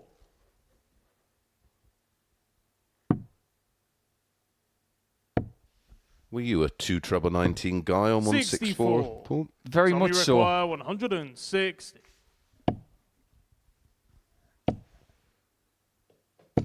This game and this leg has just Scott, you turned on his head require if 100. Scott Taylor doesn't take this ton out. Yeah, I don't mean to quote Ross from Friends, but this game could just be about to pivot. 40. Tom, you require 20. It was looking like 2-2. Now it's looking like 3-1.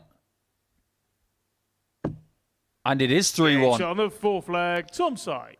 And people that don't play watching that, it's always just hit the double 10 with his last start, but the amount of Fifth adjustment leg, it's and Scott to throw the first. elements of difficulty, it just wasn't shown there.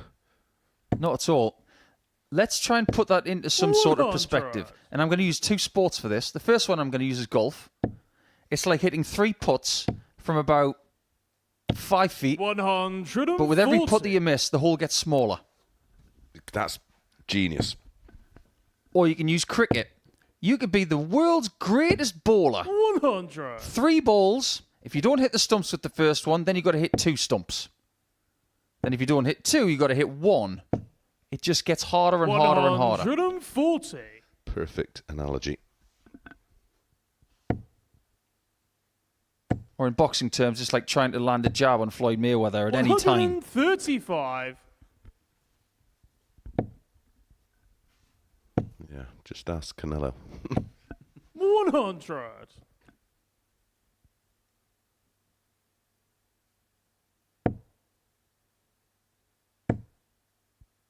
Now, is Taylor going to rue the fact that he was on 166 there? Tom, you require 121. Because this is to win. Bullseye. 96. Oh, one Scott, you match require dart has come and 40. gone. This is such a good game. I don't want it to end. Game shot It's on the not over fifth yet. leg, Scott Taylor. Both averaging mid to high 90s. This is a really good fixture. This is like Liverpool Man City. Well, prior to Sixth that leg, it's Tom to final the dart first. going in tops, they Game were on. within a couple of, well, literally, they were both on 98, separated by almost nothing. It's just, they're just so well matched, these two. The doubling stats, both on in and around 40%. Both hit the max. 100. I've probably used the wrong sport as an analogy there for this fixture. I shouldn't be 134. talking about football. It should be rugby league. Castleford against, well, Bolton don't have a rugby league team, do they? So what's the closest one to Bolton? 6. Is it Lee? Just off the M6?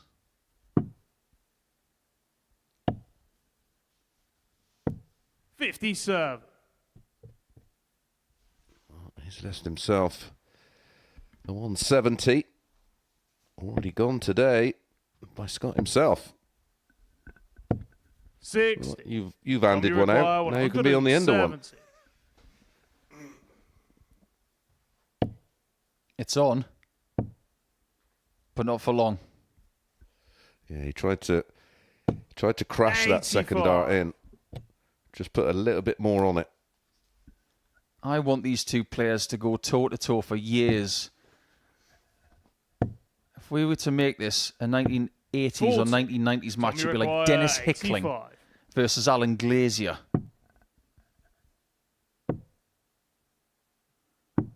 $45.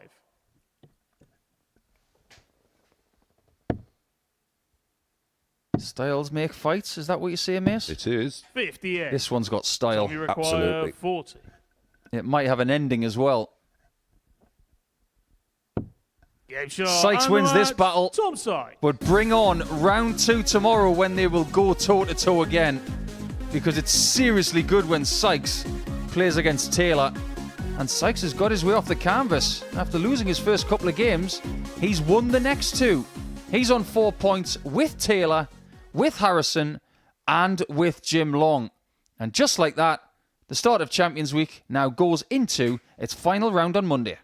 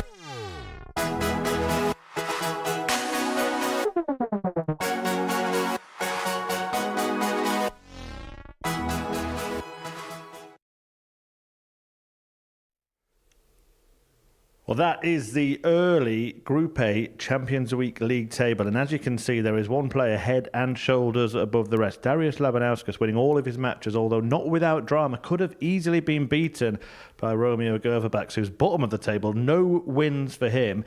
Everybody else on 4 points. Now, Labanauskas will look at the end of the day to beat Scott Taylor and make it a perfect day. But for Grbavac, well, he's got one more chance to get a victory on what has been a long day for him, and his opponent happens to be the gentleman Jim Long in the first of the final 3 battles on day 1 of the Series 9 Champion Week, which has been narrated beautifully so far and will continue to be so by Paul Nicholson and Chris Mason. Thank you very much. Yeah, I think gentleman Jim right here has got to be anything but that right now. He can be until game on is called by Jack Garwood. And at that point, First leg, it's he's got to Romeo be go merciless first. because of what Romeo on. has been through. It'll be really curious to both of us, Mace, to see how Romeo bounces back after that loss. Yeah, because we both felt that that was one that 120. was going to sting, and well, encouraging signs on visit 1 of the game, but it's a must-win game for both for me, because I got a feeling that Scott Taylor may beat Darius, 100. which will then stop him from extending his lead at the top of the table. I think the Sykes-Harrison game is 97. equally as important for both in terms of just staying in touch. So, like you say, Jim's going to have to be fairly ruthless here and 140. punish Romeo for any mistake that happens. 100. And he's made plenty of them today. Yeah, too many, especially in that last match where he missed 21 darts at a double. We've had people who have not missed that many darts at double in a daily 100. campaign. Never mind a match. So that is something that can't continue. Well, especially in Champions Week, you know, you might get away with having the odd bad day in a normal 81. week, but Jimmy require Not this week. 161.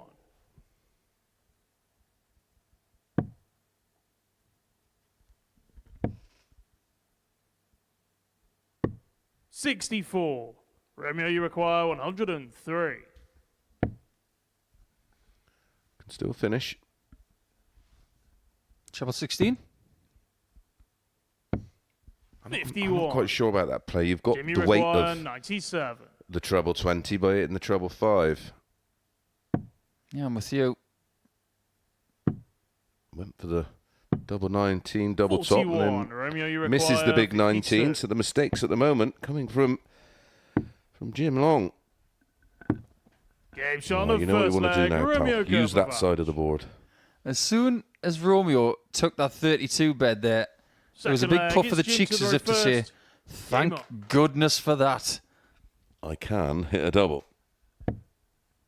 I just want to go back to the later part of 2022, a week that you know a lot about, 84. Mace, because you were in that Champions Week. Group A, on that occasion, signified 125. where the Modus Super Series was at. We had 5 English players in Group A and 1 Welsh player. In this group, we've got 5 different countries. 96. Yes, it's incredible how it's changed, isn't it? What a lineup it was. Lee Evans, Chaz Barstow, Robert Owen, Conan Whitehead, who 59. ultimately went on to win the title. Graham Hall, who went on to get a card, as did Graham Usher. Well, as did Robert Owen. Yeah, 6. signs are good for getting a card after a Champions Week, if Series 1 is anything to go by. 108. There was a little bit of extra sauce on that one, wasn't there, Romeo? Well, curiously, in that Group A, 3 players finished on 20 points. And Usher won the group, but ended up runner-up to Whitehead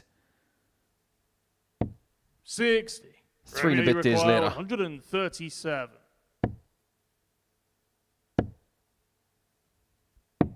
$59. Yeah, I commentated on that group, and it was remarkably close.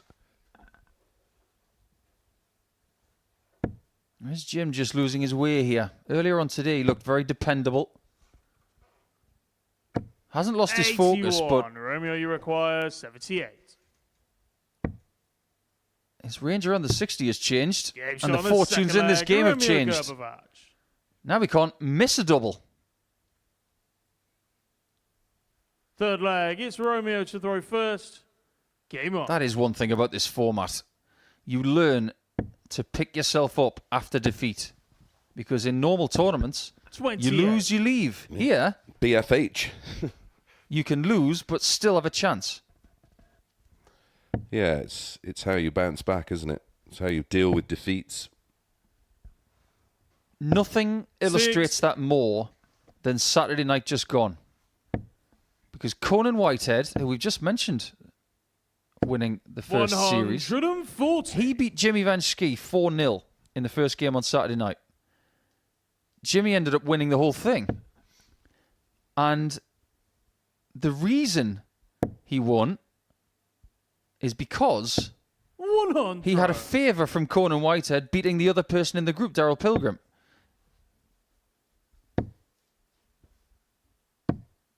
99.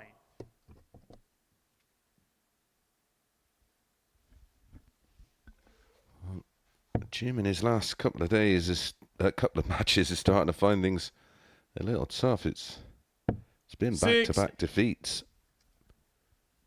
And the way this one's playing out now, could well be Romeo's first win of the day. 87. I wonder when he got into town. We've had some really good players from North America in this series. Alex Spellman, Sto Bunce. He was a huge hit Romeo, you here. require 147. And they were talking about something when they were here. And it's just made me think 100. about what Jim might be doing this week.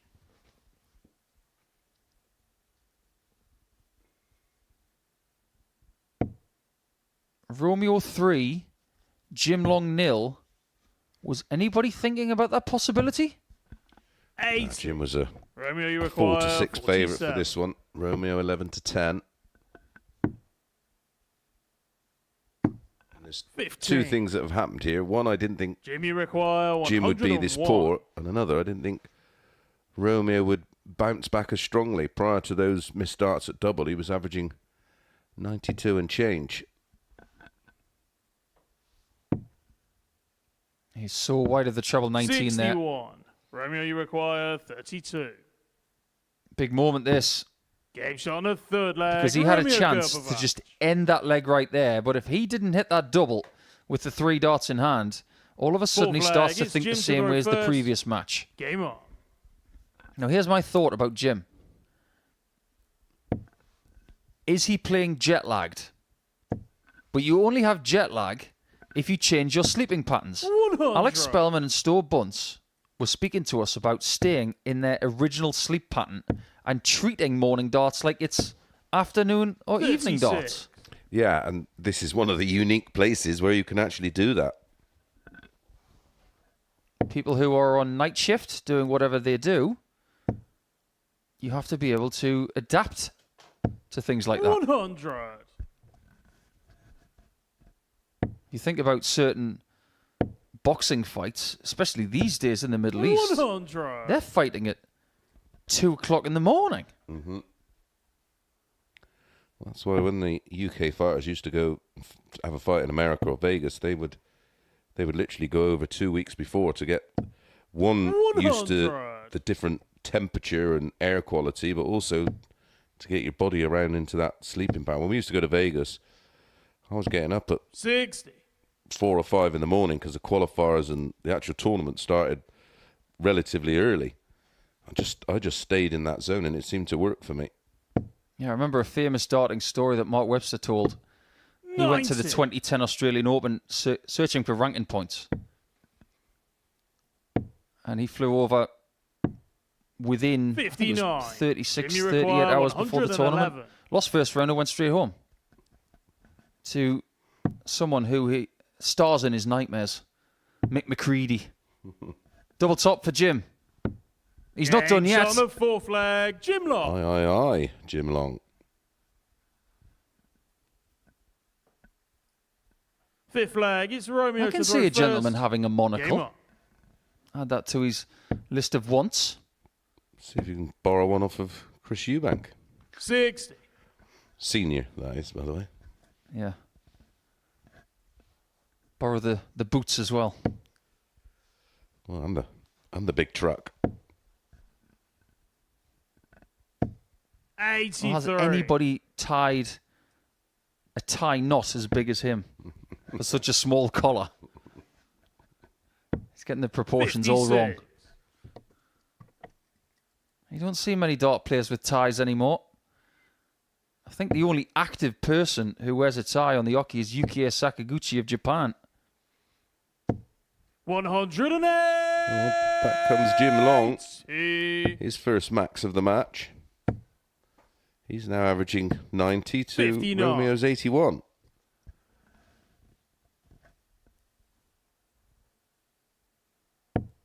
So if you think this game is done and dusted, think again. 140. The equivalent of this game is someone who is coming towards the end of the marathon. They know 140. there's a mile to go. Jimmy require. They've got a 98. lead, but they're feeling it. And somebody behind them is getting their second wind. I'm not sure this is the right play. 67. I think the 6 for double 16 was the play there. Especially when you consider dart 3 there. That is yucky.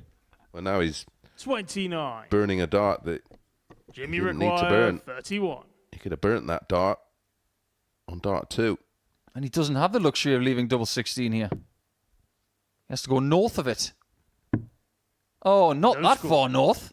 Romeo, you require 157. This is why we speak all the time about ball management. 31. Jimmy require 31. I'm going to start quoting Hale and Pace in a minute. The management. Game shot There of it is. fifth leg. Jim Long. Game on. Famously said by another Canadian. Mike Myers. Sixth leg. Penny It's for Jim that to the man's first. thoughts. Game on. He is getting put through the ringer.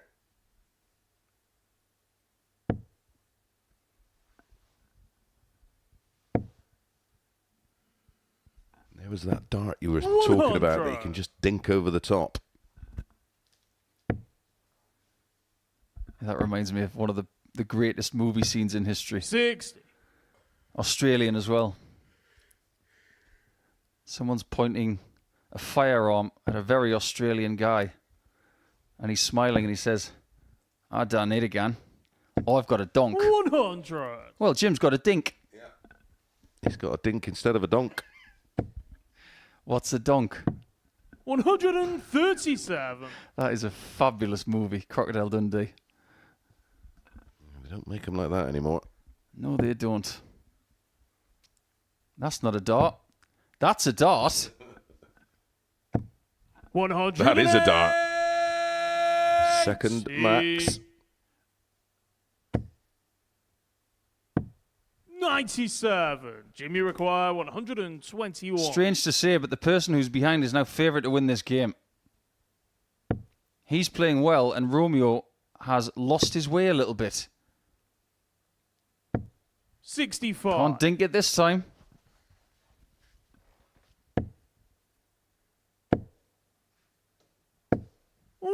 Just in case. Jimmy That might be a require very 56. valuable treble.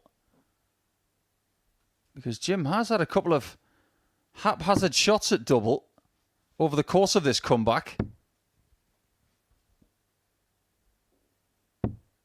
36. And there's his chance. Romeo, you require 107. Pick up his first 2 points. This is monstrous. Oh, yeah, that's a Shot great of the finish. match, Romeo What a Grbavac. lovely way to finish his day. It's been really, really troublesome over the first 4 matches, and even that game was troublesome. But Romeo had something left in his locker, and at the end, with a ton-plus finish, he does walk away from the first day of Champions Week with points. It was a hard-fought match, and with that 107 checkout, he gets his way to 2 points. He wanted more, but he'll have to settle for that. Jim, he's going to have to settle for 4. When we come back, Sykes is going to take on Andreas Harrison.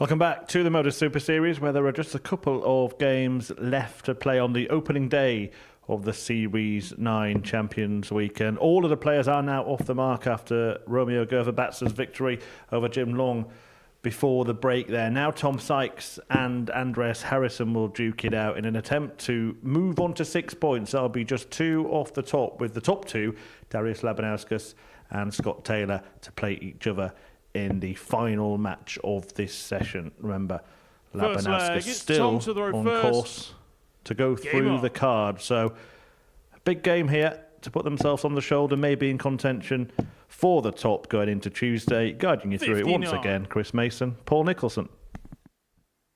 Yeah, 2 games to go. And a very interesting first day we've had so far. 100. But if we are being fair, did we expect the biggest game of today's action to be the last one? With 95. Labanauskas against Taylor? I'm not sure people would have thought of that. Well, the bookies thought that, didn't they? Or should I say, the odds compilers. This one is a real 85. coin flip of a game. 4-5 Tom, 10-11 Andreas.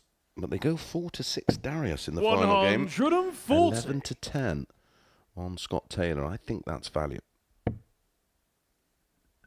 I'd have that game more like this one, a pick'em game. 100. Especially the form Taylor's been in, and he's had a couple of games off. Did lose last time out, of course, but that was on the back of 2 ton plus averages. So that tells me the form's there, and last time out was a real struggle for Darius. 108. Averaged just 80 in a full 3 win over Romeo. 149. We do like the 59. idea of you're only as good as your last game. Maybe you're only as good as your last shot. Game shot on the first leg. And that one Andreas gives Harrison. Andreas an immediate break of throw. A lot of people really like to throw first. Andreas' nickname. But he could have gone in a different direction. He could have called himself the Fault. Like the San Andreas Fault. 140. Because when that goes off, the earth will shake like it did at the end of Series 7. 134.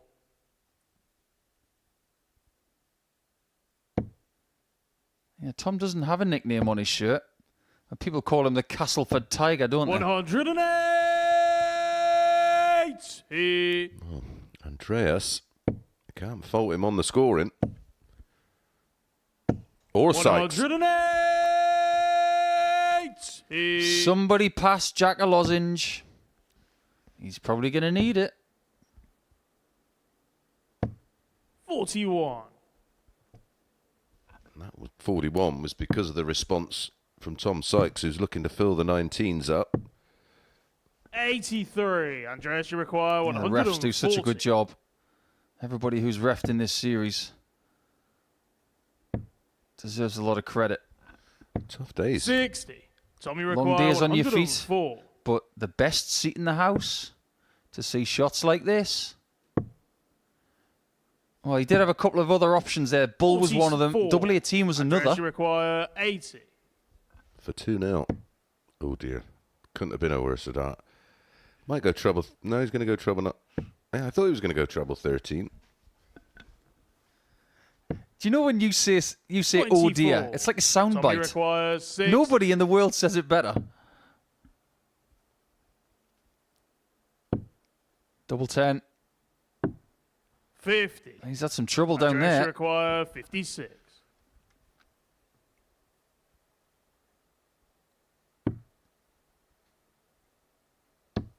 Game shot on the Pins second tops. leg. Andreas Harrison. 2-0.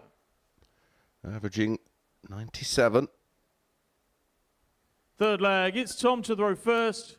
Game on. Have you ever wondered what goes through certain dark players' minds?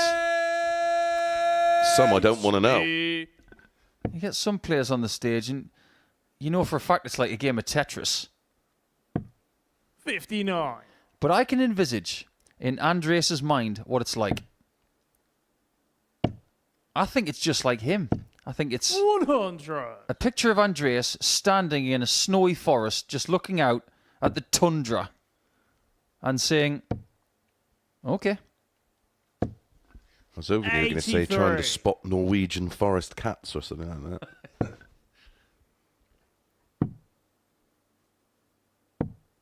93. Where he lives in Sweden, it's a little bit off track. But they've got some livestock up there. Be bobcats and all sorts up 97. there. Tommy require 128. He probably doesn't even get the bus home. Or the train, he probably gets a rally car. 56. I wouldn't be surprised if he's got a rally car at home. He just goes bolting around the forest. 58. Tommy requires 72. This would be for the start of a recovery effort. Double 3. 66. Well, I'm not really sure how that could have gone worse. Because he could have even bust it. But do you really want to bust it when you've got to go back to 72? 100. Tommy requires 6. Yeah, it's a risky call. Game shot on the That was third leg. beautifully Tom thrown. Sykes. Gets his first leg of the contest with his 5th dart Fourth at a leg, double. it's Andreas to throw first. Game on. We've had 4 180s in 3 legs. Is it going to continue? 140. Nearly. Yeah, 180s have been pretty good today. But I dare say, I think we'll 6. get more tomorrow. Agreed. Are we going to get a 9 darter this week, Mace? What's your inclination on that one? Well, 8. someone like Andreas who does it a lot of 180s, as does Sykes, as does Taylor. You'd sort of think it was possible. 100. Do you think it's hard for someone to have the same surname as the greatest of all time and almost 140. try to break out of the whole name situation? It must be the same for people who are 2nd or 3rd generation players. 100. People like Monk or Andreas, you require Hubbard. 141. Yeah, you've got big boots to fill.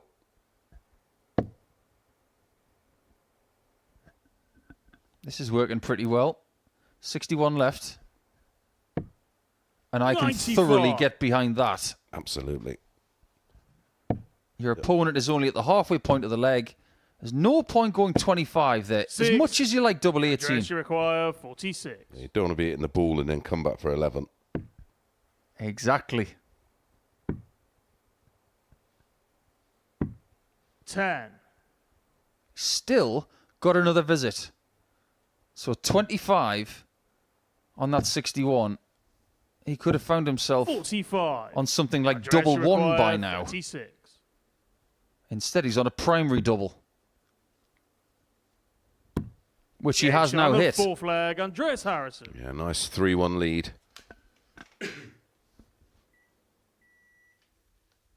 5th leg, it's Tom to throw first. Game on.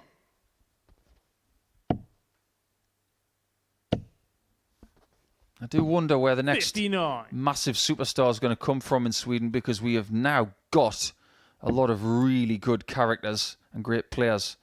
With Victor Tingström, Anton Östlund doing good stuff, Harrison, 85. Edvin Bjornsson. You got the Sweet Ferret, of course.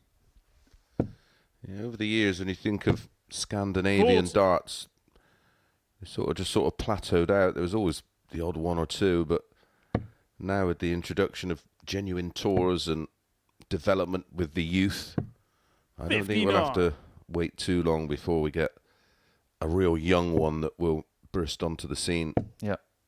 Not everybody can be 140. Zlatan Ibrahimovic. So, if you're not going to be a world-class footballer, if you're not going to be Henrik Stenson, maybe darts is going to be the thing that you can 140. be a great player at. It makes sense when you think of the extremes of weather and 56. finding things to do if you don't want to go out in the cold. And darts is just so accessible and affordable. 140. To learn how to play, I mean. Yeah. Not necessarily to go on tour, but Well, just imagine how difficult it is, going up to your parents and saying, do you know what, I want to take up sailing. Can I have a boat? Andreas, you require 77. I fancy darts. Can I have a board? Well, of course you can. Now, Andreas is asking, can I have this game? Of course you can. It could have been yours. 52. Tommy required look 26. what you could have won. Just going to check that with Bully. How do you spell bust? No score. B-U-S-T. Andreas, you required 25. 88. Harrison Next wins shot that and the one. match, Andreas Harrison. A very, very unusual day for Tom Sykes. He's going to walk away with 4 points, but it's going to take him a few hours to figure out what happened on Monday. Started with 2 losses, ended with a loss, and won 2 in the middle. So lots to think about ahead of playing Andreas Harrison in Game 2 on Tuesday at around about 9:55 in the morning. But on this occasion, the Swede gets the lead over Sykes overnight, and he will finish on 6 points. When we come back, it's going to be a battle of the top 2, and that is Scott Taylor against Darius Labanauskas.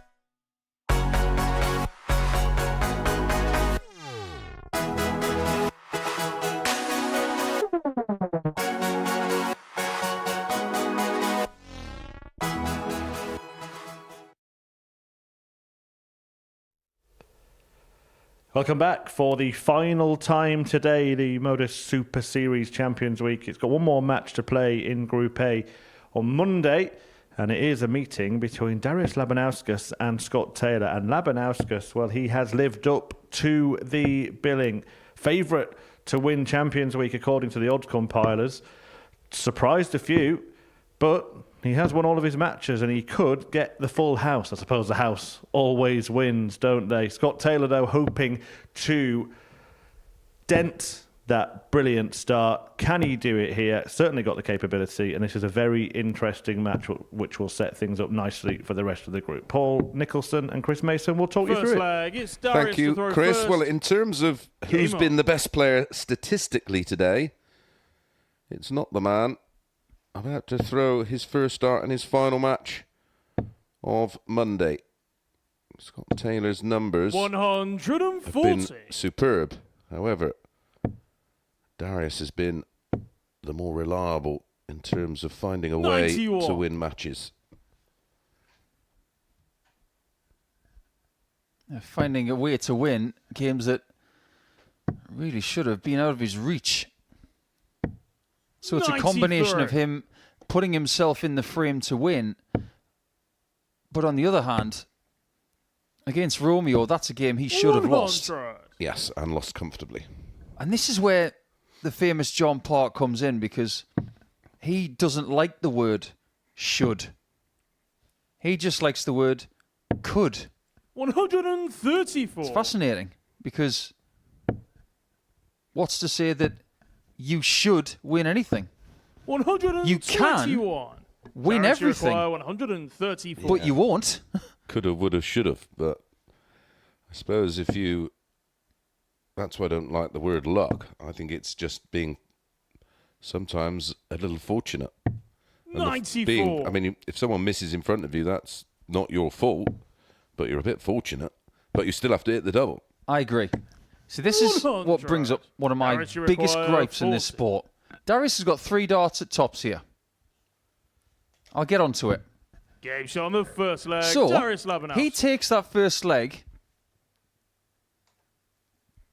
in 13 darts. Second leg. It's Nothing Scotland lucky row about first.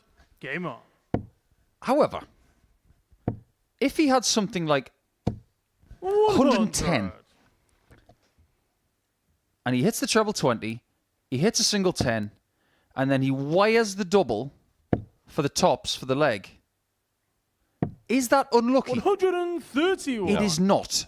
He didn't hit it. So it annoys me to my bones when people say 60. unlucky on that top shot. There's nothing unlucky about it.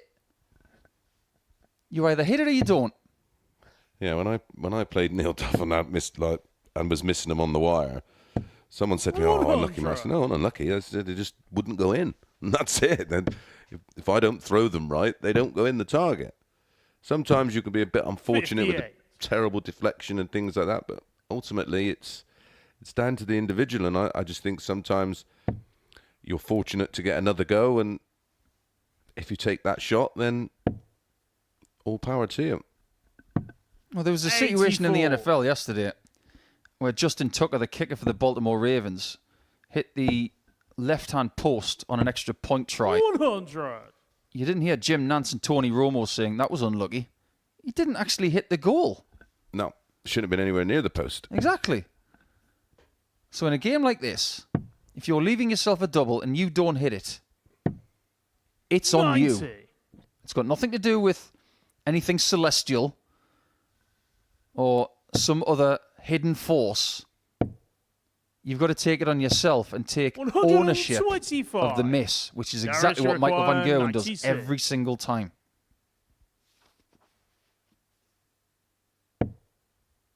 Darius hasn't missed yet.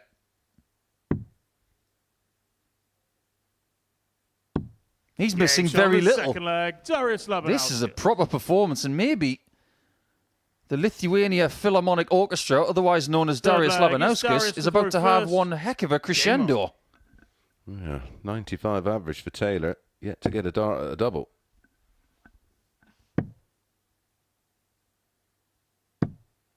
$82. You look at some of the records of these players, 93.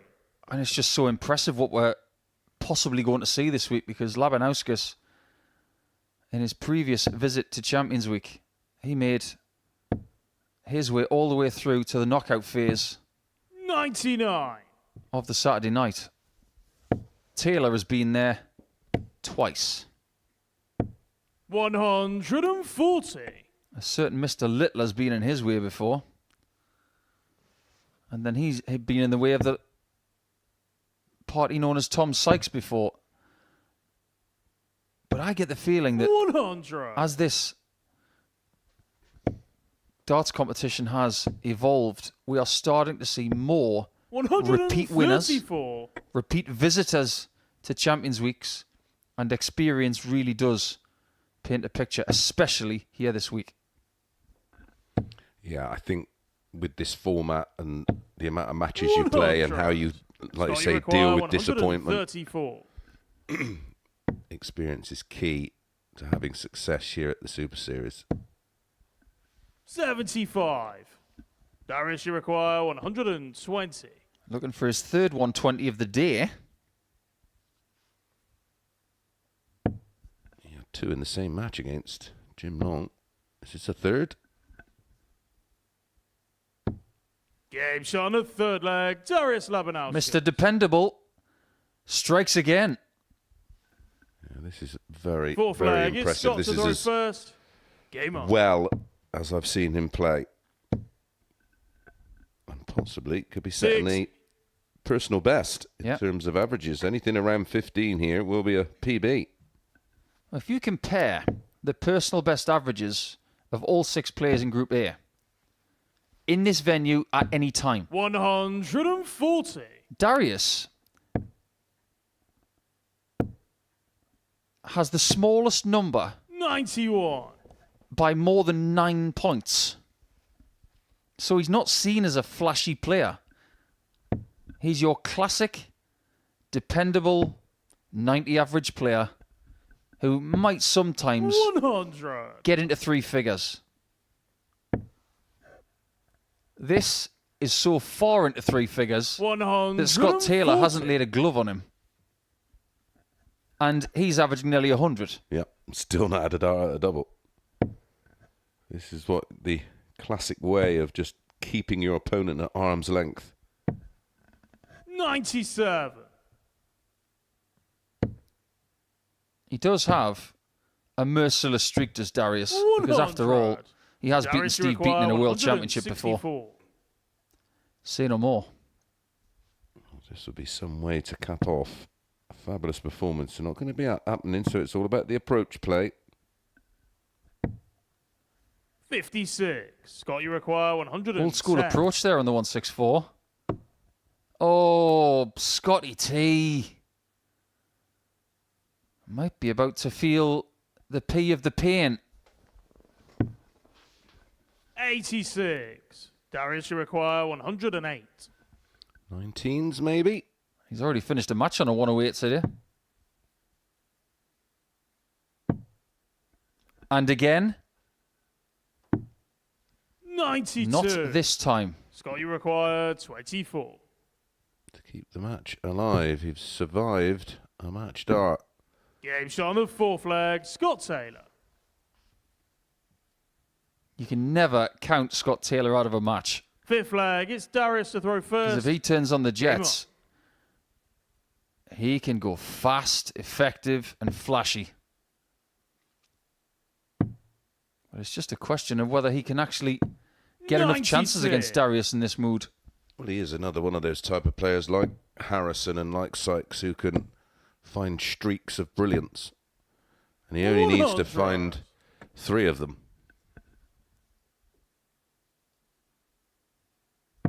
His body language is telling me he doesn't believe himself.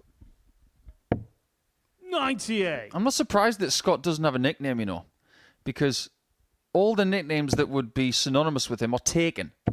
He's from Bolton. He can't be a wanderer 85. because Wayne Jones has got that one. His initials are ST for Saint. He can't be the Saint. That's Alan Tabben. Answers on a 70. postcard. He'd probably be more happy with 2-time Super Series champion than having a nickname. Scotty 2-time Taylor. 140. There's a very famous ventriloquist who's got a character called Sweet Daddy D. Jeff Dunham. So 100. we'll just call him Sweet Daddy T because he is Daddy and he is Scotty T. 100. Darius, you require 137. Here's Darius about to tee off though.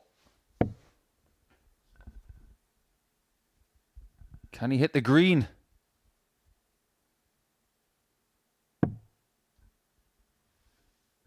He's not on the green in regulation, Scott, you require so 76. Scott can keep going. It's got to be the bull. That's an Game interesting shot on the fifth 76, leg. isn't it? Scott Taylor. Do you see that 48-28 from time to time? Sixth leg. It's Scott That, to throw that first. reaction is from the 8, I Game can on. assure you. Yeah, you don't want to tread on Darius's shoes. They're quite plentiful. They're more like those platform 83. shoes that they used to wear in the mid-70s. Yeah, they're adding a bit of extra height, aren't they?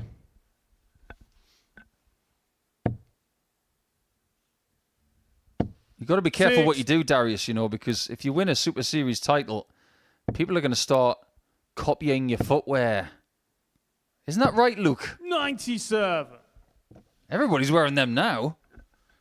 They do look remarkably comfortable.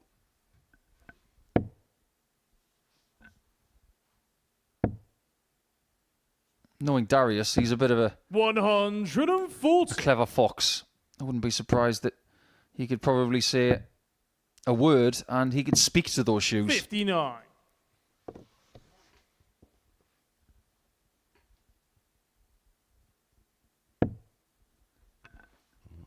Taylor in danger of giving up the advantage of throw, which he 140. Get to 122. 92. That'll do. He's already hit that Darius, today. you require Yep. 161. After dart 1, had to switch. If he hits another one, he'll extend his record of having the most 170s on the stage. 121. And he Oh, you needs it. require 170. So it's not going to happen. And Labanauskas will come back, 58. Darius, you possibly for require another 40. 13 dart leg, to finish the day on 10 points and to legitimise his place as favourite.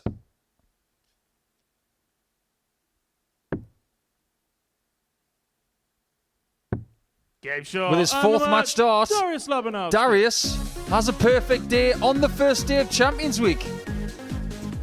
He wasn't the favourite in a lot of people's eyes. I'll tell you this though, he might be the favourite come Tuesday morning because he hasn't put much wrong today at all.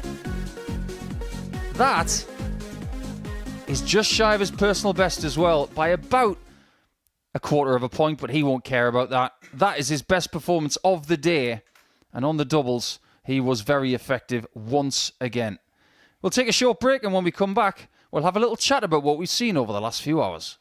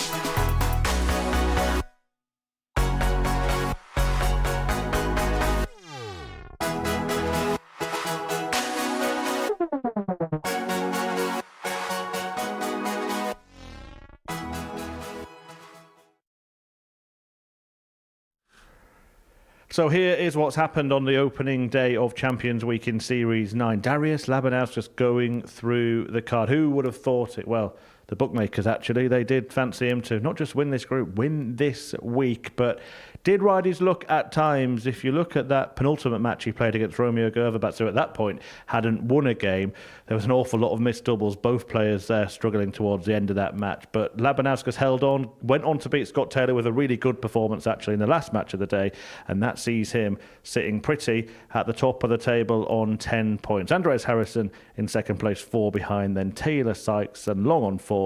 Grbavac did get that victory. So nowhere else to start, really, Paul, Chris, than with Darius. Did he surprise you today?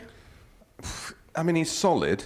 You know, that's obvious. He's solid. But to make him such a strong favourite in a group of real talented players, I was surprised. But the way he performed in that final game against, for me, his closest competitor or player who's played better than him all day, the way he dealt with him shows that actually in those earlier games, you could say he was coasting and had more in the locker, because that performance in the final game, averaging close to his personal best in a final match, to the added pressure to go through the card unbeaten and to back up that favouritism, was impressive. Very impressive. Yeah, really good performance that one was by Darius Labanauskas. Paul, look, we're sat in here with the trophy. Chris Mason will like this. If you look closely at it, you can't see any averages written on that trophy, can you? And that's what you've got to do, isn't it? Just win the matches, beat the players in front of you. Yeah, exactly. I think Darius should be very proud of what he's done today. He started really buoyantly. I think round one gave him confidence. And yes, he's had his blips, but whose fault was it that Romeo wasn't able to finish him off? It certainly wasn't Darius's fault. So when he gets a chance, he takes it. And you should know that with his savvy nature and his experience, he's going to make you pay for your misses, whether it's a high-quality game like we saw with Scott Taylor, or whether it's something a bit more turgid like the one against Romeo. It'll be interesting to see his reaction when he's actually, because I don't think anybody played particularly well against him apart from Scott Taylor, and that was slightly misleading because it was a scoring average, because he wasn't playing well enough to get darts at a double, or Darius wasn't giving him the opportunity because of his efficiency. I mean, he will sleep tonight very, very soundly, because it's now up to everybody else. He's done all he can do, and he's gapped the field. He's got a bit of breathing space, and they're going to have to find. It's them that's got to find another level, not him. Paul, what have you made of Andreas Harrison? Because he's second place. He's always there, isn't he, lurking, ready to pounce at some point. Yeah, he's always around the corner waiting to just scare you a little bit. He's not like that, but if he's creeping up on you, you've got to be careful. And I think one of the reasons why Chris is right about Darius, he is going to sleep well, because even if he loses a game and his, the person behind him in Harrison is going to win the first game, he's still got a 2-point buffer. So nothing to be scared of. But Harrison's just so frightening when everything clicks. It's not a question of if it does, it's going to be when. In Series 7, it clicked at just the right time, towards the end of the week, and it didn't really stop until he hit the final bullseye. I just wonder when it's going to be with Andreas. If it's tomorrow, he could easily go through the card. Who's disappointed you, Mace? Tom Sykes, really. I don't know whether that's we expect too much from someone inexperienced, really, at this level. I just he's a kind of player that if he starts well, I think he finishes well, because it's dealing with disappointment. That's the difference in these players, and we talk about all the time the B game factor is such a huge part. And what we've seen today was Darius play his B game pretty much throughout the day until the final day, where with someone like Sykes, and you could probably say Scott Taylor, they have to start well, and then they sort of build on that. It's all about momentum, and I don't think Tom Sykes got any momentum at all today. He just couldn't get a grasp on either his emotions or his game. And I expected, I didn't think there was anybody going to go through the card in any of the 3 days of this Group A, because I think they're very closely matched, and I don't think any one of these players could sustain a level that would be good enough to beat everybody in one day. Maybe Harrison is the only one. Possibly. I think sometimes we forget just how inexperienced Tom is. He's only been winning in this place in 2024. So it's a year I know everybody's going to say, well, what about Littler? What about a couple of other examples? They are exceptions to the rule. The rule is, and I'm going to somewhat fast track it now compared to our era, because it took you maybe a decade to get to this kind of level. Now, with Tom Sykes doing it for a year, even if he doesn't go on to win this week, it's still going to be a fabulous season because he's made such big strides. But he's only been doing this for 12 months. That is a fast-tracking process in 2024, and sometimes we forget how inexperienced he is. Well, a player who loves the experience of playing here, in fact calls it his favourite tournament, Jim Long, and he's played in plenty of tournaments. How will he be feeling after the opening day? Because he started quite well, but maybe tailed off a little bit. Yeah, I think he'll be disappointed as well because you can see it in spells, and at times he looked $1 million, and then again couldn't sustain it. And I'm with Paul. I haven't spoke to Jim so far today. I don't know whether he has flown in late and he's still sort of a bit jet lagged and not got his sleeping pattern. I'm told he flew in Saturday night, so he was at the airport finding out which group he was in, apparently. Yeah, well, that's leaving it a bit late with a really early start. I mean, the players will be probably getting up around 6:30 in the morning, having some breakfast, getting here for 7:30, 8:15 for an 9:30 start, and flying into somewhere. He wouldn't have slept very well Saturday night. Sunday he would have been all over the shop, and then the next thing you know, you're on stage, and it may not catch you first thing, but it'll catch you in games 2, 3, 4, and 5. Oh yeah, that is the case. And if you think about it time-wise, if he hasn't adjusted in less than 2 days, 6:30 in the morning getting up for him is 1:30 in the morning. This is essentially night shift darts for him in Group A, and if he doesn't acclimatise or acclimate, as they say in North America, then he might find himself just having that one game or that 2-game spell where things just feel a little bit cloudy. Strangely then, is the period now, when he's not going to be playing darts, going to be equally important to the period on the stage? Yeah, he's going to have to try and reboot somehow and stay awake for as long as he can, and then, depending on what kind of sleeper he is, or like Paul said, sometimes you just got to stay in your own zone and adjust it that way. But it's very hard depending on where he's staying. If it's noisy, and it's just insanely difficult. When we used to fly into America, we just didn't used to worry about it because we'd fly in late on a Friday, and then just go with the flow and just sleep when you could sleep and play darts when you could play darts. But for something like this, which is such a long marathon week of where those little individual mistakes or those times, like Paul says, where you go a bit cloudy, that all could cost you a place in finals night and cost you a serious amount of money. Day one done. Let's take another quick look at the table just to wrap things up. Darius Labanauskas with a perfect day, but just quickly, have you seen anything from anyone that you think we'll see them dominate this week? I like what I've seen from Scott Taylor at times. We've had the 170 checkout. I think we've seen some ferocity, which is what you get from Scott. I love watching him play. But I think what we're going to find over the next 2 days is a lot of good matches. And I would like to think that we're going to get more 170 checkouts and possibly a perfect leg. Well, gentlemen, we've had plenty of decent matches today. A great start. You'll be back with us tomorrow. We hope you will be back with us as well. The action gets underway once again at 9:30 a.m. live here on the Modus Super Series YouTube channel as Champions Week continues.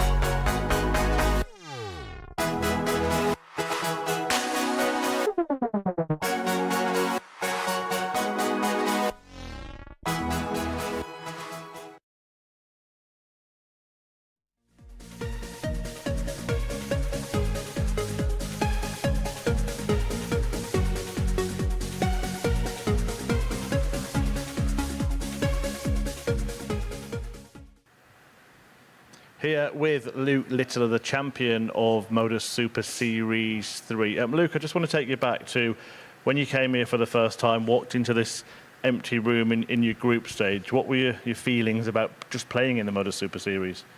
Well, first time I arrived, it was cold in here. Obviously, it was a new experience. And then, obviously, I've always topped my group ever since I've been here. But obviously, I think I've just settled in the stage. It's probably one of the best I've played on. You have played on other big stages as well, notably the Lakeside last year. Before you got the invite, how much of an ambition was it to come and be part of this? Because we do tend to get the best players now who don't have PDC Tour cards. Yeah, well, obviously, I wouldn't say no to it. Obviously, the